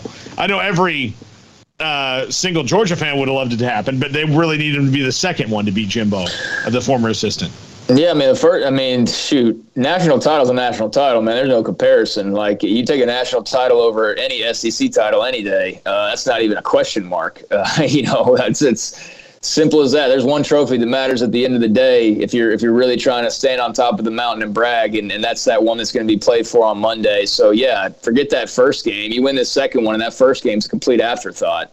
That matters not at all. I am curious, though, if how different of an outcome it might potentially be, or just how different of a game, an ebb and flow it might be. Because I think, Bama was pretty convincing in that first go-round, and they were obviously convincing in their semifinal game of just, how well they're playing at the moment. And the Heisman Trophy winner on top of that, and they're going to be geared up and ready to go. So, Georgia, here's another opportunity. That's the thing with their fan base. They've been here before. But it's like I was saying with Baylor last week. Okay, cool, you got to the Sugar Bowl, but don't be content with that. It's like you had time the first trip 2 years ago to say, like, oh, cool, we got here. And then you lost, and you're like, well, at least we got there. And then once you get back, you got to win that sucker, man. You can't be that, look back, well, we got to like 3 Sugar Bowls or 3 playoffs, and, well, how many did you win? None of them? Well, then who cares? You know what I mean? So that was what was so satisfying to me about Baylor getting that victory last week, was just that they did it. They didn't just, be happy to be there. They got there, and they finished the job. And now for Georgia, it's time to finish the job, man. I mean, you've been flirting with this for a while, and a lot of people expected you to win that first game. Now you have another opportunity. So let's see what Kirby Smart and company can cook up. Yeah, I think it's for Georgia. I mean, their fans long suffering in that, they've been good. There's not been a really bad Georgia team in a long time. They've been good, but they've not been great until recently. And true greatness is, like you said, conference and national titles, of which they've not done because of Alabama. And when you go back to the last time they won, it took a generational, once-in-a-lifetime running back in Herschel Walker to be the guy that helped them win the title. And you know, Alabama has, who's once-in-a-lifetime in Alabama? Everybody is that's their whole thing. They don't need generational players, or their generational players are just so many that every other school, this guy would have a statue, and Alabama can't do it just because there'd be too many damn statues. Yeah. So, yeah, it's a golden opportunity. Like I said, we'll see what they can do, but still got a few more days to go. But I'm sure that Georgia fans and Alabama fans are starting to get excited for what's coming here in a few days. Yep, and we'll talk much more about it tomorrow on the show. But next, the top 5 at 5:55, brought to you by Champion Salon and Barber. That comes up next. This is Sikkim 365 Radio, 365 Sports. American Bank has been serving Waco since 1952, and we're just getting started. Hi, I'm President and CEO Dana Hassel. Over the past few years, we've been busy investing in new technology to give you the best banking experience possible. We've also expanded our downtown branch and built 2 state-of-the-art buildings at our Woodway and Bellmead locations. With bright open lobbies plus fast personal interactive teller machines, everyone in Waco is now just minutes away from face-to-face banking. Visit us today and see how we're invested in serving you at American Bank. Member FDIC. One size fits all. That may be all right for an adjustable belt or cheap sunglasses, but when it comes to your financial needs, no one wants a one-size-fits-all strategy. Ben Erlinson, your Edward Jones financial advisor, knows that his most important goals are yours. That's why he takes the time to understand your needs, knowing you. That's how Edward Jones makes sense of investing. Ben Erlinson, 100 North 6th Street in Waco, 254-759-8533. Edward Jones, member SIPC. It was broad daylight. I stepped into a gas station for 5 minutes to grab a snack, and just like that, my car was broken into. They made out like a bandit. My laptop, my phone, everything. I called my agent to see what could be done, and he restored my faith in humanity. My claim was processed so quickly, and I was able to recover my losses.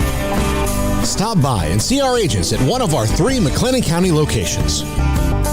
Coverage and discounts are subject to qualifications and policy terms and may vary by situation. Brad Boozer, Boozer's Jeweler, joins us on Sikkim 365 Radio. Brad, what makes you different than anyone else, in your opinion, as far as what Boozer's does? The fact that I own the jewelry store, anything I need to do, will do, or can do, I can do it. The buck stops with me, whereas a lot of places you have to go up the corporate command and corporate channel. Well, if you come in and want to make a deal, we sit there and we make the deal. And you can find whatever someone's looking for, correct? Anything is obtainable. I don't care what brand it is, what size it is, how much it costs, large or small. Anything is obtainable, and we can definitely get that in for you to see, look at, or buy. Do you have the opportunity, if people have to pay things off, as far as a layaway program? What about what you have with financing? Absolutely. We have 12-month no interest financing. We have layaway. If you want to pay with Bitcoin, I can take Bitcoin now. So if there's any way you want to pay for it, we can find a way out to make it work. You want to know why they're successful? Brad Boozer, the owner of Boozer's Jewelers on the corner of Valley Mills and Lake Air in Waco. Baylor Scott and White, Southwest Sports Medicine and Orthopedics, the team physicians for Baylor Athletics, diagnosing and treating all sports-related injuries, including concussions. These specialists also provide orthopedic services for athletes and non-athletes alike, whether it's knee or shoulder pain, hand or wrist injury, orthopedic spine care, and even an arthritis and total joint clinic. Trust the doctors Baylor Athletics trusts. Baylor Scott and White, Southwest Sports Medicine and Orthopedics wants to get you back in the game. You know what would make this moment better? Pizza. Dough made from scratch and an Italian family sauce recipe pizza. 3 fresh signature cheeses making a melty blanket of perfection pizza. Like loads of premium toppings like crispy Old World pepperoni, savory Italian sausage, and fresh sliced veggies pizza. That's Marco's Pizza. Visit marcos.com and make any moment better. And with 4 locations in Waco, Belmead, China Spring, Woodway, and soon to open in Robinson. Marco's. Pizza lovers get it.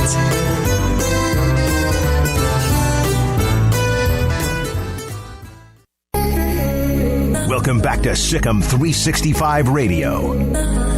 This is Paul Catalina's Top 5 at 5:55, presented by Champion Salon and Barber. To book your appointment, go to championsalonandbarber.com.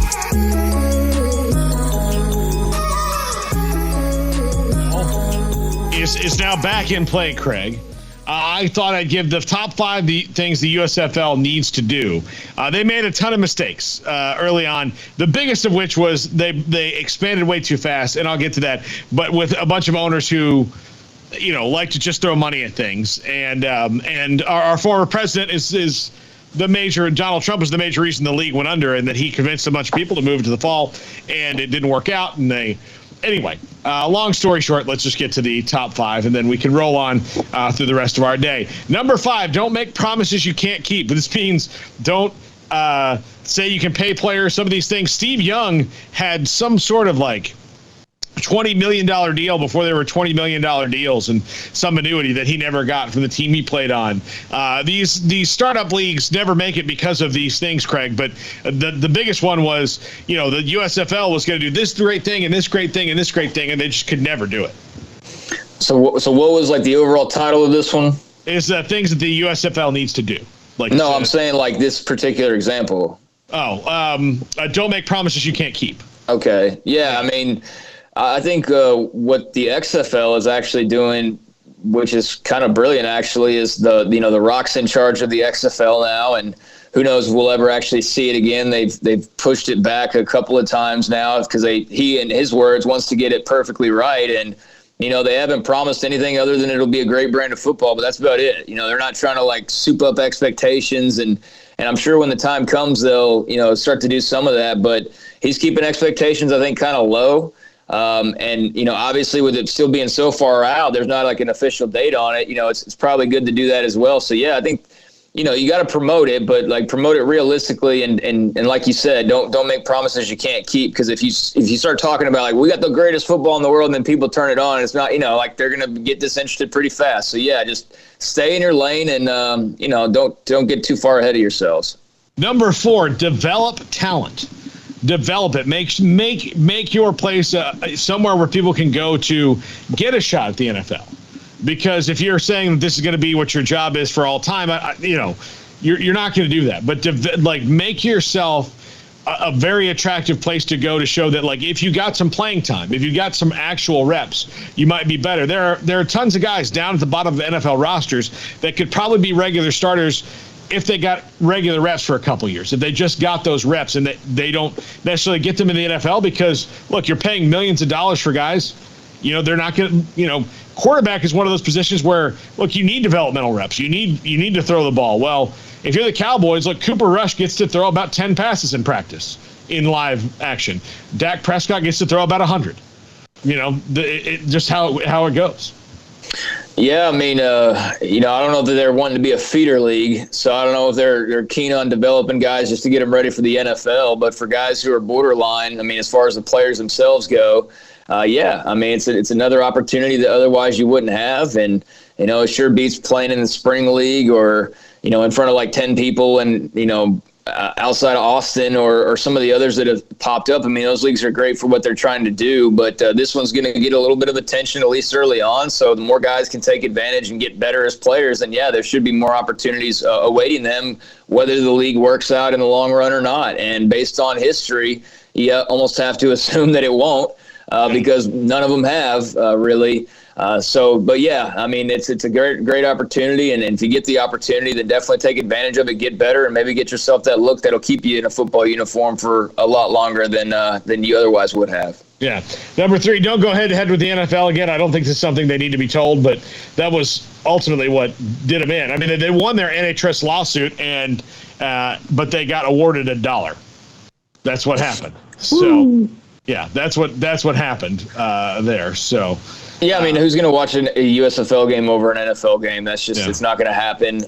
There's not near enough star power. So yeah, if you try to go head to head, that'd be really dumb. And I don't even know if I'm not sure what their calendar is now off the top of my head, but no, I mean the fall belongs to the NFL, and it will for the foreseeable future. So I think it's smarter is to try and get as much of a singular spotlight on yourself as you can. And you're not going to do that during NFL season. Yeah. Also, this little sub thing. I would like, if the XFL comes along and they're kind of competing leagues, I'd like to see the XFL and USFL play like a championship game in the summertime. I think that crossover. Yeah, that'd be cool. Yeah. Number 2, make the TV product fun. Like, it's not going to be the NFL, so do some things that the NFL will steal. The NFL stole some things from the XFL. The NFL stole some things from the USFL last time. Innovate. The AAF had a great idea about, live betting lines and having an app that did that, and that was all kind of a sham. But, have some kind of, incorporate gambling into it. Incorporate all those things that now people can do, because that's what's going to keep people interested when they're not really tuned into football. But look, baseball is on lockout right now, and springtime might be a good time for you to maybe get advantage of some eyeballs. That if baseball starts late, they're going to be wanting to watch something. Yeah, I mean, gambling's obviously created a group of fans where they don't even really care so much about the teams that are playing or the players that are playing or any of that. It's just about like the bet that they placed. And so, hey, get viewers however you can, get attention however you can. If that's, being on the cutting edge of making it fun to bet on USFL games, and yeah, that's a way to bring in more revenue and a way to bring in more attention. So, the XFL they had some camera shots that were used eventually by the NFL. Obviously the NFL did not pick up the dash to see who gets the ball first. That ended up injuring guys. And that seemed kind of fun at first, and then turned out to be totally idiotic when you really saw it. But there's an opportunity to be creative. It doesn't have to be like the NFL. I mean, the game itself is the game itself, but if you can, provide some more entertaining aspects to keep folks tuned in, that's going to be the name of the game. Yeah. And number 1, stay the same size. You're 8 teams right now. Be 8 teams as long as the league exists. When you add more teams, there's not enough football players, especially when the XFL is going to come along, and I'm sure you're going to kind of compete with each other a little bit. One of the things that undid them before was the owners had such a successful first season with the talent they had, which was Herschel Walker and Jim Kelly and the NFL Hall of Famer Steve Young. All these guys were in the USFL because of what these owners were offering. Expanding too fast just completely made them bite off more than they can chew. So just stay at those 8 teams and see what you can do. But please learn from the mistakes of the past if you have any chance of making this past 1 year. Yeah, there's just simply not enough talent out there to fill, a 16-team league. I mean, that's when you start to get to the point of where you're really dragging it, you're dragging the bottom to try and just find players to fill out rosters at that point. So I'm with you. Smaller is better in this case, at least for starters. And I think they should probably go, multiple years before even considering the idea of expansion, even if it's a successful first year, just because simply, again, the player pool is not quite what you think it is ultimately. So that's probably a good number, 8. I'm just curious of how many guys are star attractions, because we've seen, what was it? The AAF tried to bring in some former names, and, quite frankly, I don't know if like Landry Jones and Johnny Manziel college fans were curious for maybe a second, but after that you were kind of like, okay, whatever.